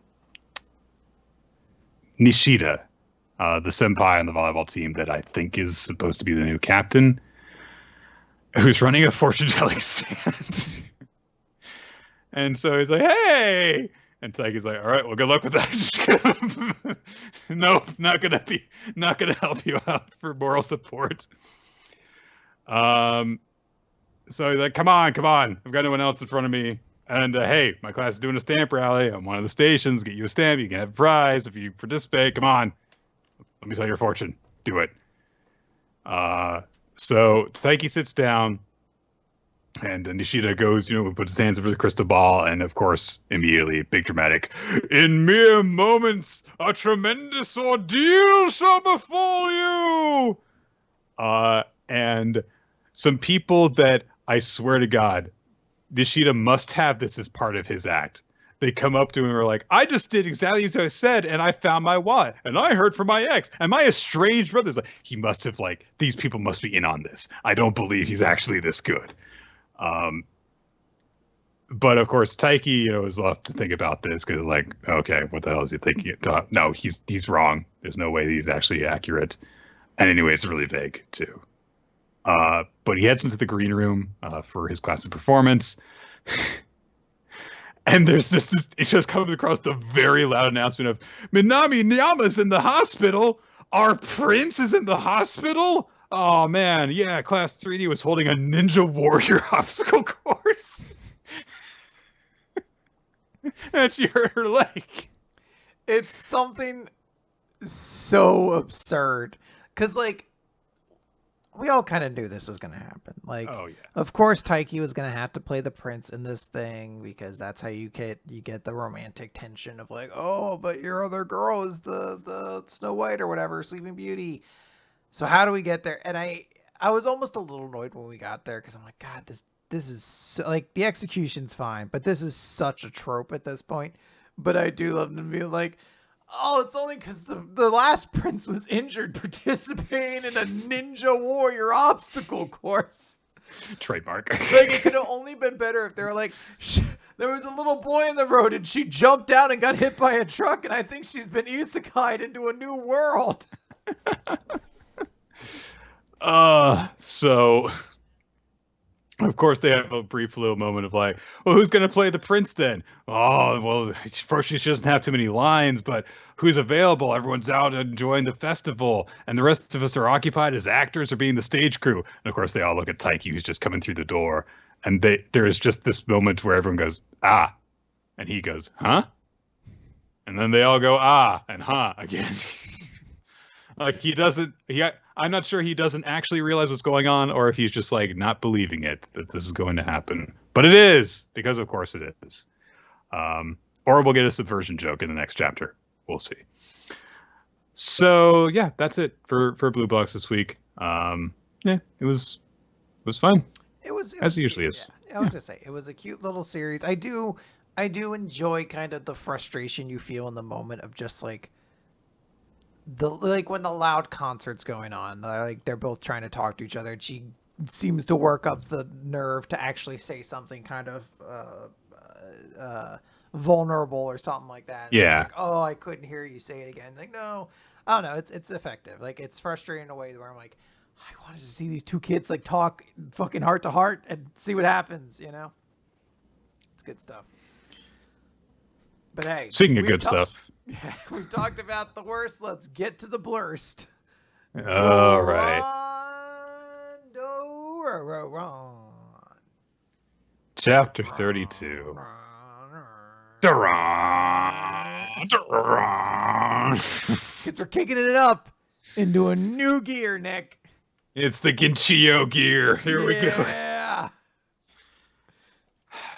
We're introduced to some of the Mononoke that our heroes are going to be fighting. One of them is all oh, prostrate yourselves before me. The other one's I'm the big guy. And they talk over each other. That's their thing. The most generic of the important samurai says, we have a saying, he who barks loudest is the weakest. Which is horseshit. The loudest member of your group was the strongest. It was true. Specifically his personality trait. I never liked Kibata Take. He was loud and bombastic and the strongest. It was his only character trait. So that was your group saying? So the girls try and attack one of the Mononoke, who goes, ah! And and a water pillar erupts around them, and they dive into the water to attack. Well, because this is the pervert Mononoke. Ah! There's several character personality traits: polite Mononoke, strong Mononoke, pervert Mononoke, and I don't know, tiny fuckface Mononoke. This is pervert Mononoke. He just likes girls. Who apparently has an asphyxiation fetish, which I can't believe that Doron Dororon got to before Eden Zero did. Like that's If we go back, I think we could probably find some. Luvia was involved in a lot of fights, so that's a good point. I'm sure we can find I have to dig back into the smut archive of Fairy Tail, which is what's the difference between there's its that own and Fairy library, Tail? like yeah, there should be like an account where I could just type fetish into Fairy Tail and it pulls up which ones. I'm just like asphyxiation, stuck in mud, and like it just populates with entries, pages I can go to. Hang on, let's see if this comes up. Nick, don't type it into Google. Your recommendations will be warped forever. No, it doesn't look like there actually is something here. It's like, I'll look for it later. Okay, so type is Fairy Tail horny. It says no. Why is that necessary? Oh wait, no, it says is criminally horny. Never mind. So yeah, that they like explode the water, I guess, and they're gonna fight this water guy. Yep. Generic looking black haired dude surges with power as he squares off against loud guy and informal guy and says, for the first time in a while, I slept really well, so I'm in good shape. They're gonna attack him, and he's like, oh man, these guys are powerful. And then Ginchiyo arrives with no warning. No fanfare. I was like, all right, well, we haven't seen her. So inevitably, when Ginchiyo shows back up, it's going to be a big, cool hero moment. And then she shows up, tries to show off her new powers, and they're like, I guess that's all right, but this dude's stronger. You're just like, all right. He's not that strong. She's just not very powerful. Yeah, like, whatever, man, I guess. So, and Yujin is also Ginchiyo's instructor, I guess. So she's like, I'm going to support you, Yujin, because these guys are really powerful, and you need to charge up to beat them, right? That's your thing. You do the special beam cannon holding still while charging up thing. Yujin tries to say, like, oh, but they're different from the Mononoke we fought till now. And so she says, oh, so you mean if I perform well here, I'm definitely going to get a promotion. Hey, it's Ginchiyo and her thing where she's very selfish. Or is she? So she engages the enemies while Eugen's goes to power up. And so she uses her super fast attacks, doesn't cause a lot of damage with it. But she's like, look, I know these guys are stronger than me, but I'm faster than anyone. And so she's serving as a good distraction while Eugen is powering up and powering up and powering up and powering up. Ginchiyo is getting attacked. She gets a scratch on her cheek, and she's like, all right, I mean, I took a little bit of damage just from the air pressure of his attack, but this is nothing. This isn't going to stop me. I'm getting that promotion. Flashback. And we see Ginchiyo as a kid talking to Eugen, who is her uncle. And Ginchiyo says, Eugen is talking with her, and Eugen's like, I just want like a quiet life where I just like grow vegetables and cook. And Ginchiyo just thinks like, look, he's gentle.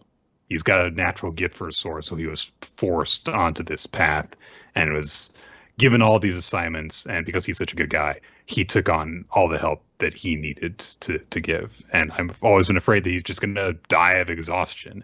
And I told him he should quit, but he would always just laugh it off because he can't refuse people who need his help.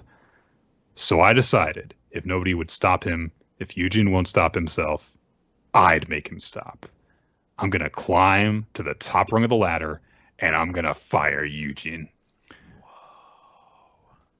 Can you imagine if we'd gotten this 25 chapters ago? This is like actually good? Like, what happened?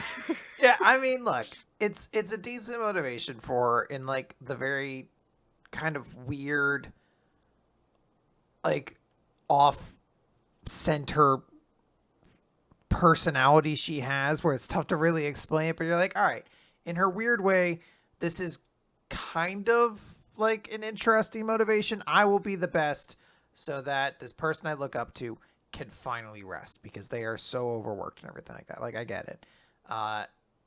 In Ginchiyo's way of never being able to fully express emotions or seem like she has a character trait, it's a nice little detail. But again, you're just like, why now? Like, why bring her? Like, I know why, because the series is probably ending very soon and we need to get things done, but like, just so fucking like cool. This was on my checklist to do kind of moment of like, all right, now we know what Ginchiyo was all about. You're welcome. Yeah. It's kind of a shame, I feel like. It's like, all right, it's not the greatest character backstory I've ever heard, but it is a character motivation, it absolutely is. But we cut away from there. Glasses Lieutenant guy is fighting Skullface Mononoke and little dress-ish. No, it's not a dress. It's just like it's a gi, but it's like polka dotted Mononoke. And they're evading attacks. And polka dot Mononoke can apparently read the movements of their opponents. Blonde Mononoke, other blonde, not glasses, but other blonde samurai, is there too. And he says that the polka dot Mononoke is giving him the creeps. So they say, punish him, gods! And the blonde guy says, go ahead and try. I'll slay you and your gods. Okay. And Skullface guy is like, oh man, you've got so much good supernatural energy. It'll be great to partake in such a delicacy again. And they're like, again? Yes. There was another samurai officer like you whose energy was scrumptious. The memory makes my mouth water. He was so fabulous. They were able to prevent my right arm from growing back even. Yeah, because he's got one arm now. So, hey, Kibatataka, he did a thing. He cut off one arm of one of these guys. Ooh. Whatever.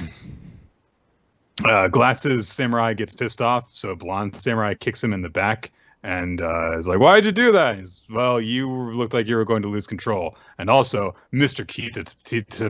Kitabatake would have done the same thing too. And Glasses Samurai says, you're right. Thanks. And they were all like, we're going to defend everyone. Yep. It's such, you're like, oh my God. Like, I don't know what would have possibly had to have happened to make me give a shit about these characters, even if this series wasn't getting canceled so quickly. Like, oh God, I hope it's getting canceled.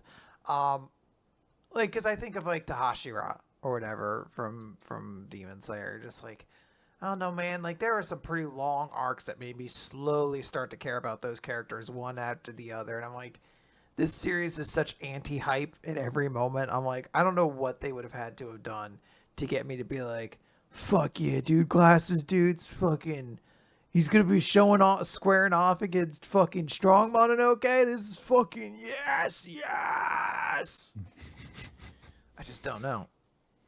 Yep. And it's all out the other ear now. It's gone. I'm done. It's gone forever. Yeah. All right, Quinn, I have a puzzle for you. Okay, let's do it. Yeah. All right. Paul's perfect protege partnered with positive patronizer. Positive patronizer. Paul's protege. Paul's perfect protege. Partnered with positive patronizer. Perfect protege. Okay. Mm-hmm. There's a couple different Pauls. This could be Paul as in like, Triple H. It could be Paul sure. as in Paul London, in which case this could be... Well, based off your laugh, I'm assuming it's probably not. I was like, could be Spanky. That's... I didn't know that they were ever partnered up, so... Brian Kendrick and Paul London, weren't they? Yeah, but not protege, I should say. They were attack partners, you're correct, yes. All right, I'm gonna have to pull myself back to Triple H then. Mm-hmm. All right. Triple H protege. You're definitely closer with Triple H than you would be with Paul London. Is it Triple H? No, it's not. Okay, so it's not John. Another Paul. Paul Burchell? No. Damn. Paul. Oh God, what was his name? Paul Orndorff? No. I don't know. I'm just Do thinking. you want me to Paul tell you which Bearer? Paul it is? Do you want me to just tell you which Hold Paul on. it is? I'm gonna see how many Pauls I can name. Paul Bearer. No. Paul. There's a lot of Pauls in wrestling. I forgot. Paul. Hold on. Wrestler Paul. It's not Paul London.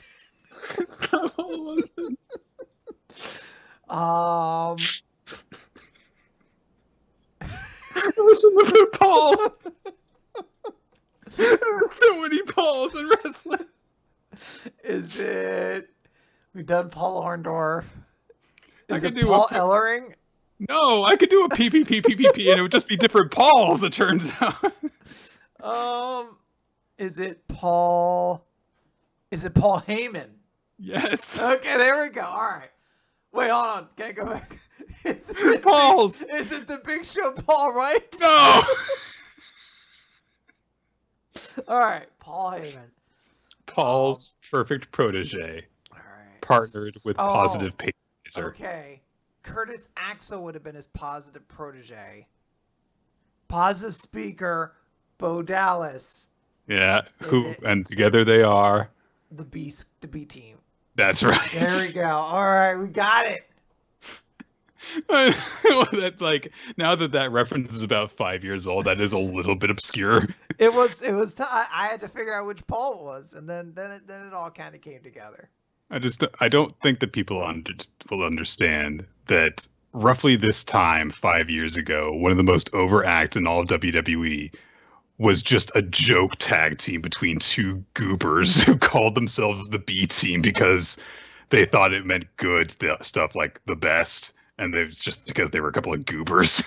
That is, I believe firmly, just the way wrestling should be. That, like, there should always be a really over tag team, and then there should be a really over tag team who's over because everyone's like, these guys they make me laugh. Yeah. There always needs to be a Miz and Sandow, or oh God, who was the other one? Breezango, or Santino Marella and whoever he got tagged whoever, yeah. Team Hell No. Like, there always just needs to be a team that's over because people it makes the chuckles. Yeah. All right, let's talk about Chapter 42, Confession and Beatdown. We get a part 2 of the cover from last week, where Rin was in the one chair looking at the empty one. Now it's Reijiro looking at the empty chair. So we've just gotten that performance from Rin, and Fanta has watched it, and he doesn't look happy. He's pretty pissed. And yeah, he's like, he's got no intention of winning, right? And Sorachika is also watching and says, he said he wants to regain his pride and then quit.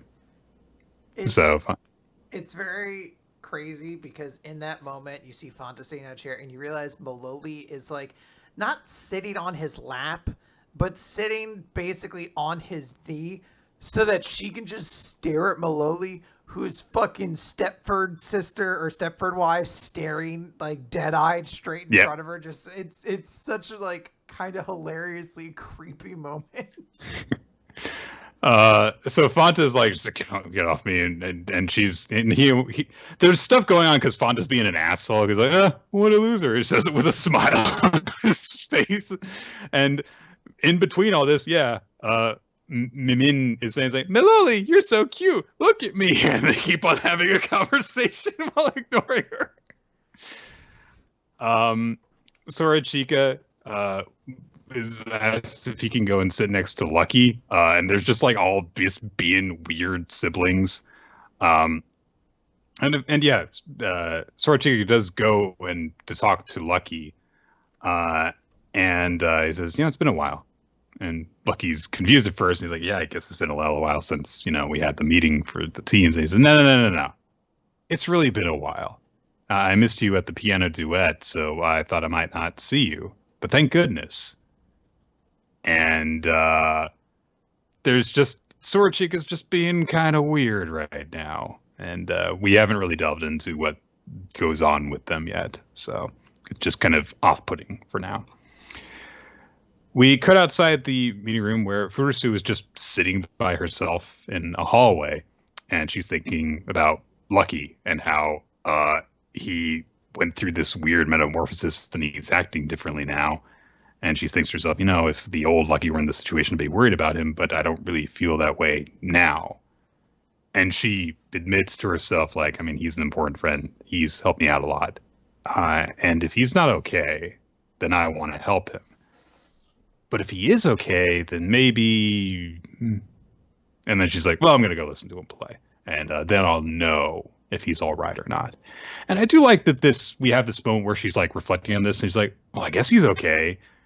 But because she's been around him really more than anyone else in this series so far, she's the only one who thinks like maybe Lucky's just not super cool and confident and has been through his ultra training arc where he's fine with everything now.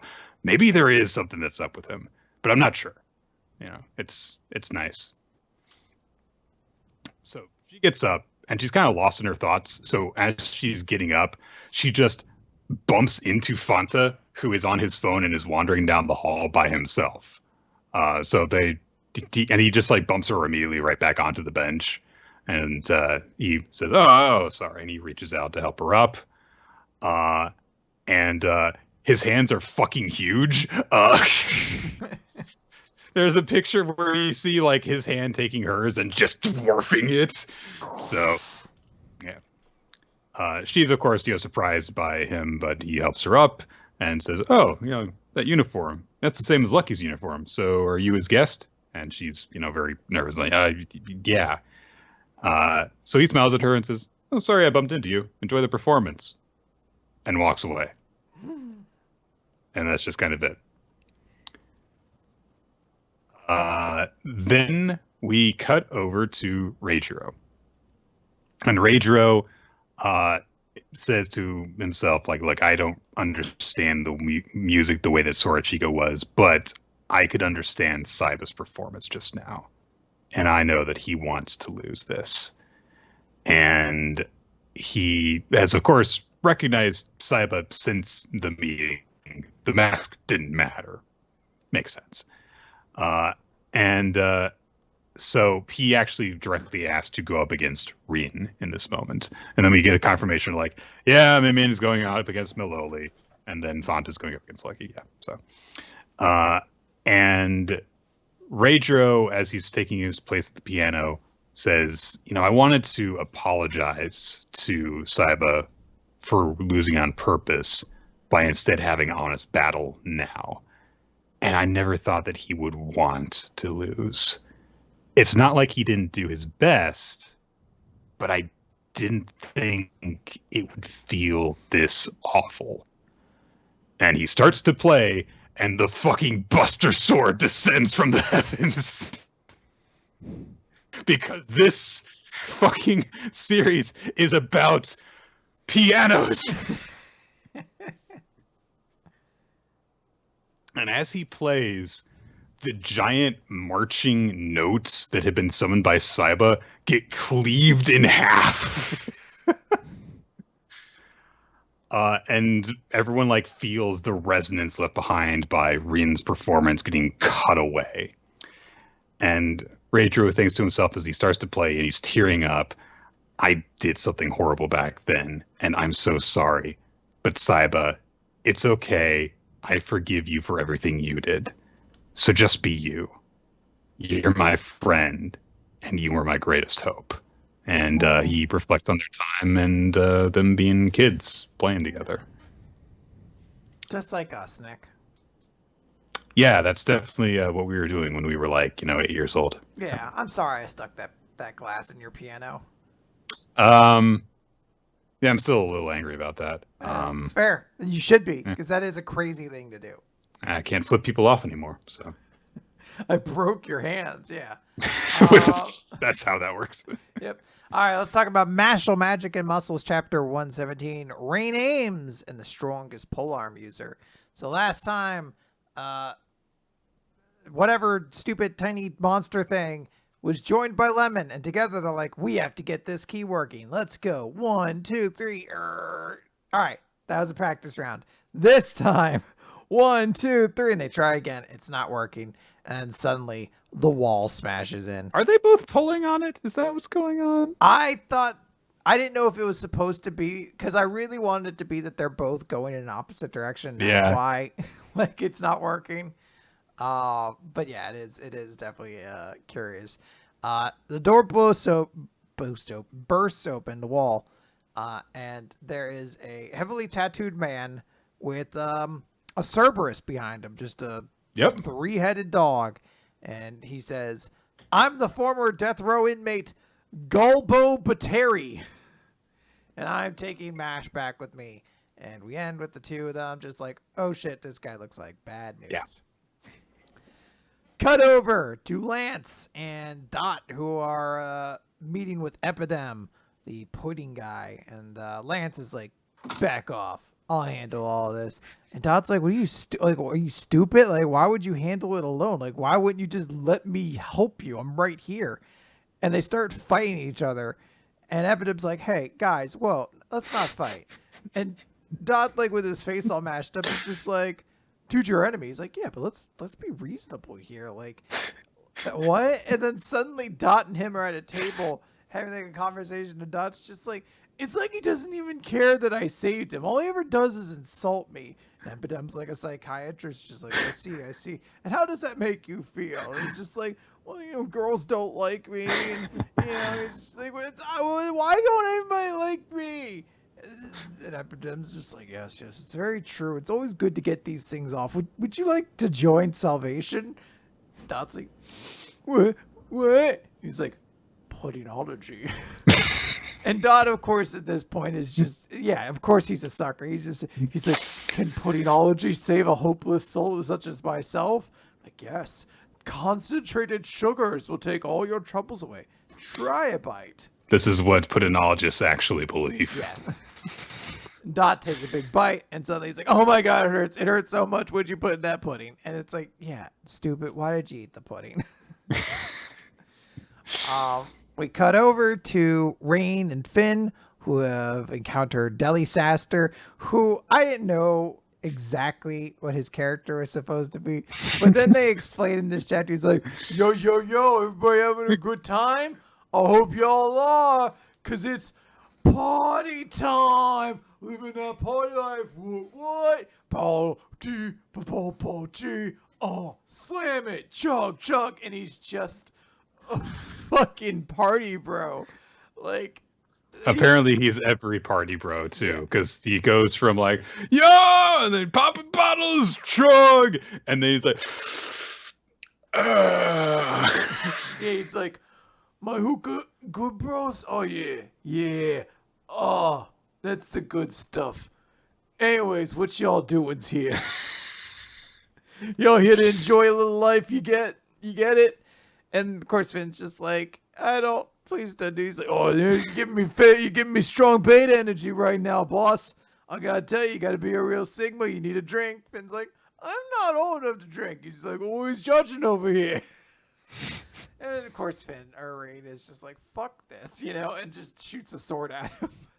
And Deli's that's just like, oh, bro, come on, man. We having fun here. We having a good time. And Finn's like, all right, fight's starting. I've got to do my part. And then immediately Rain, like, hits him with a bunch of swords, sends him across the room, and then makes a whole bunch more swords to basically put him in a cage. And he's like, look, stay out of this. I told you before, you're a burden. So it's just going to be the two of them squaring off, and they exchange weapons at each other, you know, shink. And, like, it seems like they connect, or they, you know, go against each other. But then beneath Rain's sword was another sword, and it slams right through his face. And Finn's just like, yes, good one, Rain. There's no one better at inflicting lethal and semi-lethal damage as you. If that doesn't finish him off. And then suddenly Rain gets slashed in the side. And it's just like, oh no, what happened? And Deli says, oh, you said something about shutting my mouth?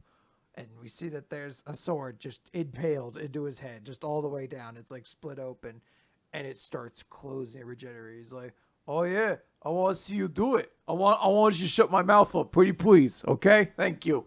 Bada bing. Interesting voice that you've chosen for this character. I just want him to be like that in my mind because this is a character I had no interest or care about whatsoever. And then they revealed that he's just a party bro, and I'm like, all right. Yeah, I definitely appreciate this. Like, okay, good. All the brothers are just total weirdos except for Doom. That's just it. Yeah. So, yeah, I appreciate that. I do also like the weird exchange that we got between Dot and Epidem because I didn't expect that this would go as far as him trying to get Dot into his cult. So yeah, entertaining chapter. Liked it. All right. Elusive Samurai, Chapter 72, Leaving Shinano, 1335.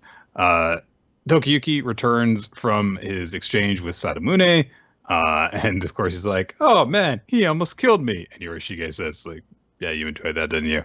Hey, be more careful from now on, because, look, it's not just you now. Your existence gives hope to all these people.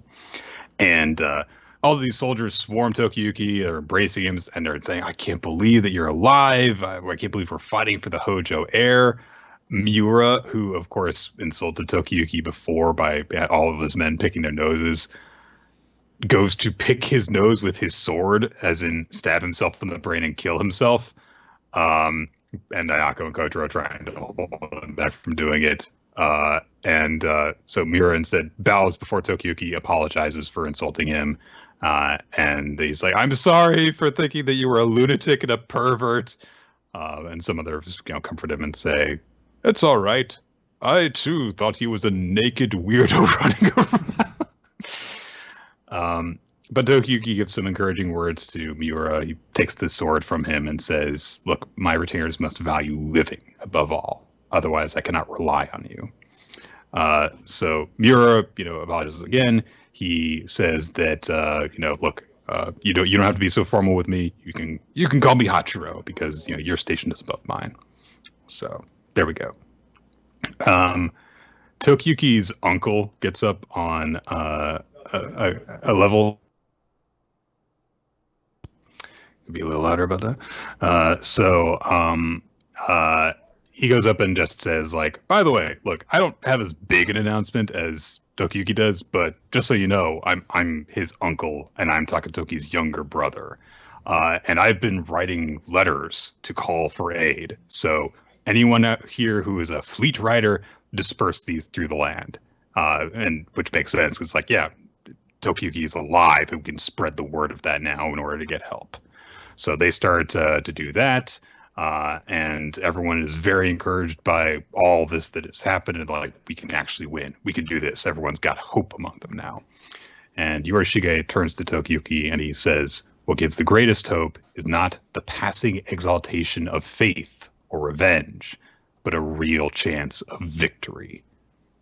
Makes sense. And he says, look, and you've got to respond to that hope. So give the command. And Tokiyuki mounts up and he calls out to everyone to move forward. And from there, we cut over to the enemy forces. And we spend a little bit of time catching up with those group leaders that we have occasionally been cutting to, getting a bit more used to as we kind of move into this new phase of the conflict between Takauji and Tokiyuki's forces. There's not really a lot that happens here. It's just kind of like, hey, remember these people? Remember the gimmicks and stuff? Remember how cool looking they are? Yeah. And then they learn that Tokiyuki is alive after that. Then we get Tadayoshi, Takauji's younger brother, saying, okay, the enemy is coming for Kamakura, and I've ordered the warriors of Shimotsuke to intercept. And Yoshisue wants to know, like, well, why are you saying that they're going to Kamakura and not Kyo? I mean, because that would require passing through this stronghold here. And Tadayoshi says, well, I spoke with Yorishige at the Miyazawa Festival, and I could tell that he is a shrewd and intelligent man. And due to the failed recent assassination attempt, many soldiers have left Kamakura for Kyo, which is part of Yoroshige's plan. Attacking Kyo is just a ruse. And he has raised the Hojo heir with the intent to reclaim rule. If that's the case, before making for Kyo, he'll use the Hojo name to gather soldiers. He basically perfectly bullseyes Yoroshige's plan. And so, thus, the only path forward is to go to Shimotsuki in the north if they're going to make their way for Kamakura. So he orders Shibukawa and Iomatsu to gather their men and leave the next day. And he says, look, you're the best. Extinguish this wildfire before it spreads. And those who he hasn't issued the orders to look upon him are like, yeah, this guy is crazy good. He's frightening. He heard this huge amount of shock and he just guessed the entire plan, just knowing who was involved in it. And between our general and these great fighters, we can't lose. And then we get narration that just recaps Tokiyuki's left Shinano after 2 years. He now has this army at his back. And thus began the thrilling adventure of the boy's return home. And the person Tokiyuki is now squaring off with is not yet Takauji, but Tadayoshi instead. So it seems like we've got our next general figure for Tokiyuki to be focused on. Yes. Interesting stuff. Yeah. This was, we've had a lot of this explaining strategies stuff in the last several months of Elusive Samurai. This was the part where it felt like, okay, it's very straightforward. The enemy is really good at this shit too. And I think that's all you need to know. Yes. All right, Nick, let's wrap this up with One Piece. It's back. Chapter 1054, Flame Emperor. We get this big 2-page color spread to start off the chapter. Color pages of our new 4 emperors. It's great. Intimidating, terrifying, cool, buggy. Who is all those things? Yeah, and you're like, and how they made him fit thematically to being an emperor, but you're still just waiting for that shoe to drop for him to be like, so I tripped and accidentally stabbed Akane-no in the eye or something, how he actually got that emperor spot. Yeah, I guess that influence is a big part in it, and he does have a lot of followers, I guess, but so we begin in the Flower Capital. People are getting word that there is an invader heading towards them. And there is an immediate agreement among Dendro and some others. They're like, yeah, we can't let Luffy and the others hear about this because they're recovering from the fight and we don't want them involved in this. So instead, the Akazaya 9 stand in the way in order to stop. Oh gosh, I've forgotten this guy's name. It's Ryogoku. Ryogoku. So, Ryogoku squares off against all the samurai, who, of course, are still wearing, the scars of battle. And wood and vines start to swarm from his body. And he says, hey, you guys know how things work out here? The celestial dragons are the gods of this world. You're in a country unaffiliated with the government. You have no human rights. So don't blame me for it. It's just how the world works. And he summons a forest of fists to start attacking people. This dude is such a fucking cock. The last time we met a new admiral, it was oh god, I'm blanking on his name. Fujitora. Yeah. And he was kind of a dickhead, but then you came to be like, okay, this guy actually seems to care about people. He seems to be the kind of closest to a new Aokiji in that group. And then you kind of have high hopes, maybe the Navy isn't completely shitheads. And then you meet this dude and you're just this dude is a fucking cock. This dude sucks so much ass. And at the same time that this is happening, I have to wonder, those people were One Piece is in a political series. You're I don't know, this dude's talking about how the world needs discrimination to make sure the elite can live in a happy peace. So, you tell me, man.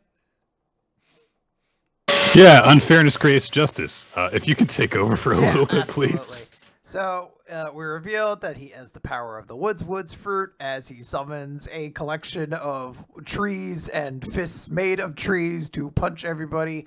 And he is just screaming about how everybody here has no human rights and we need the inferior. Discrimination creates solace is his actual fucking phrase of explaining it. And he's like, it doesn't matter how many people in this country die because the law doesn't apply here. I will kill all of you. I'll kill thousands of you to reach Straw Hat Luffy and, all that. And then we just hear from the air, you won't be doing a single word of that. As fucking Yamato shows up and he fucking cracks Ryogoku in the fucking head and he fucking hits the ground like, oh shit, that hurt. That's some tough fucking hockey. And they're just like, hey, the people here have been oppressed for 20 years. I am not letting you ruin their first chance to celebrate and I'm going to allow their hearts to be free again. And Yamato declares himself Yamato, the son of Kaido. And we, of course, get Ryogoku being like, the son of Kaido. Momonosuke shows up and is like, yes, we well said, Yamato. The heroes have yet to heal, so we shall battle them. Blast breath. And it's just like a little poof. And it's just like, huh. And then I like his legs start doing like the Sonic the Hedgehog, like speeding up kind of motion. And then he just fucking points him. He's just like, no. Ryogoku's just like, oh, there's a pink dragon. This is weird. I've never heard of anyone with these powers. And, Momonosuke gets all tangled up in veins and all this. But Yamato is prepared to fight. And Momonosuke's like, no, you must not fight. And we don't get a resolution to that. We cut over to Shanks, who is right off the coast of Wano. And he just says, Luffy's been a great pirate, this is pretty good. Well, we haven't been here since we've, said goodbye to Odin. I wonder how Momo and Hiyori all are. And Lucky Rocks is like, Captain, let's go see Luffy. And fucking Yasop, the worst dad in the world, is like, I don't know if I'm ready to meet my kid yet. It has been like 8 years. 18 years. See your child. I don't know if we know two of these characters. I don't know if we know the character on the left or not. But someone will probably correct me. And we see Shanks just looking at Luffy's bounty and be reminiscent. And we see a little bit of the flashback that we kind of had, I guess, more context to, thanks to whatever his name, Who's Who, where we know about how that specific devil fruit was stolen, but everybody thought it just meant like people get rubber powers, so it wasn't that big of a deal. Why is this actually happening? And then, Shanks getting his arm taken off and everything like that. And they're like, I guess all the bosses know that Straw Hat Luffy guy. You know what I heard about Straw Hat Luffy? Oh, he seems like he's monstrous, uncontrollable ape of a man. That's what they say. And Shanks just says, I'm not interested in seeing Luffy. And they're like, oh, what? Why? And he's like, well, remember what's happening in our territory right now. And they're like, oh, yeah, some follower of Luffy, Bart something or another. He burned all of our flags down and replaced it with Luffy's. I was like, hell yeah, you go, Bartolomeo. Go for it. And they're like, all right, well, what are we going to do? Like, all right, I guess we got to do it. Shanks goes up and talks to Ben Beckett and says, hey, Beck, I think it's time to make our move. Let's claim the One Piece. And you're like, I'm sorry, fucking what? No time to deal about that, though. Cut over to the Navy HQ where there's Fallout talking, particularly about the Flame Emperor Sabo, who killed Neferti Cobra. Whoa! And also, there's like deep upheaval in the land of the gods because there was a fight between the celestial generals and the admirals, and the generals kind of managed to fight to a stalemate and freed Kuma and then escaped without any of them being caught or apprehended. And Vivi's gone too. No one knows where she's at. And we know that she was on one of those posters that the fucking one above all, whose name I've forgotten, Elko or some shit like that. And that was there. So that seems like that's definitely something that might play into this. And then we're introduced to kind of, I guess, another significant character in the Navy, the director of the FBI, Kurouma, a.k.a. Tensei, who's like, yes, we're still investigating the matter to find out what's going on, but this has been a double blow for Alabasta. And Akino is just like, oh my god, this is fucking crazy. Emu, I knew it's kind of like an animal. They're just like, this is fucking, like, everything's a big mess right now. And he's like, yeah, you know what, let them figure it out. And Tensei also tells us that there's more revolts going. There is specifically an 8-nation revolution opposing the world government right now. So we're going to, I guess, at some point find out what 8 nations have decided to unite together against it. I'm going to go out on a limb and say Elbaf will be one of them, simply because I want people to talk about Elbaf. And now people are worshiping. I mean, I don't know who that is, so. Elbaf's Land of the Giants. Oh, good. Yeah, okay. Yeah. I don't know names. It's fair. That's very fair. There's a lot of them in this series. Yeah, there's a lot. And then they're like, oh, yes, and the people are now worshiping Sabo as a god. In fact, he is now probably more prominent than even Dragon of the Revolutionaries. This is crazy. Exactly. And they point out, like, oh, and his brother is also an Emperor of the Sea. So, you know, you get, like, some anarchist guy who's just like, yes, the world, like, the Flame Brothers Emperor, or the Flame Emperor's brother is up at an old timer. The times are a-changing. And Akino stares out into the sea and says, this is one hell of an age to be the fleet admiral in. But no matter who comes at us, I'll drive each and every one of them back into the depths of the sea. This is the kind of thing a good guy says. Yeah. They're all heroes, Nick. The Navy are the good guys. Well, this is a lot. There's a lot in that chapter. There's so much in that chapter. And we're probably going to not follow up on any of it next week. Almost certainly. Almost certainly. The thing that really stood out for me is the Shanks moment, because it's such a cool moment of being like, all right, let's go get One Piece. And you're like, I'm sorry, what? You can do that? Yeah, I do like that. You know, we've got all this stuff where, you know, his crew are the ones there talking about Luffy and his accomplishments and his reputation and everything.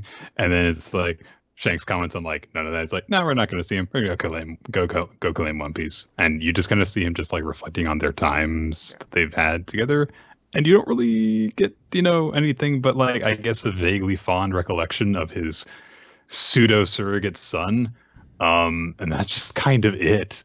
And he's like, let's go get One Piece. Why? I don't know. I just decided it's time we make our move. Yep. Yeah. Sounds good. With that, I think it's time to wrap up Leaky Manga Recap this week. Let's talk about our favorites. Chapter MVP, chapter of the week. Nick, why don't you start first? Go real quick. I would say that my favorite chapter of the week was... I don't know. Okay, I will go first then. My favorite chapter this week, I think, was going to be One Piece. It was a really exciting chapter with a lot of little nuggets to dig into, and that moment with Shanks was cool enough that I almost wanted to give him Character of the Week. It feels a little small of a moment to give Character of the Week to, but it's super cool. However, we'll give my Character of the Week to Billy, who at this point is 3 weeks running as my character MVP, which shouldn't happen. That doesn't feel like that should be allowed, but here it is. I am going to give mine to Undead Unluck. Okay. For the same reason, basically, that you gave Billy your MVP, but I'm making my MVP your, because holy shit, she got to do stuff. And it was a nice your chapter. Hooray. That is very fair. The audience, by the way, agreed with me down the line. One Piece for Series of the Week and Billy for MVP. That's definitely understandable. Good stuff. A lot of good stuff this week, though. I think a lot of good chapters to talk about. A lot of good chapters, I would say. And then there was Doron Dororon. No. Hey, come on. It's great. Which Ginchiyo showed up for, so it was pretty good, actually. Just because we've kind of like been like, where the fuck is Ginchiyo for this whole time? All right, I guess that's going to do it for Weekly Manga Recap, everyone. So thank you for joining us for the live recording of the show. We do it here on twitch.tv/RoloT Wednesday evenings, usually starting around 7:30-ish Eastern time. We did have to start a little bit late because we both had stuff going on, which is why I went quiet for a while there.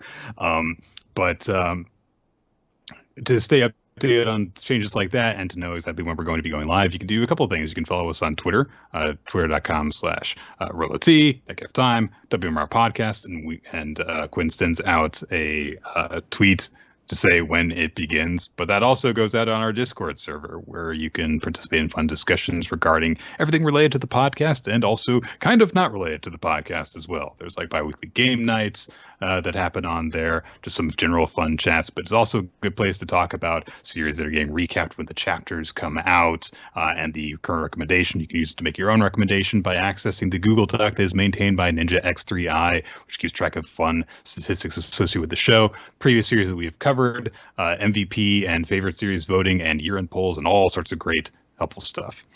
We would also like to extend special thanks to anyone who supports us on Patreon, patreon.com/weekly manga recap.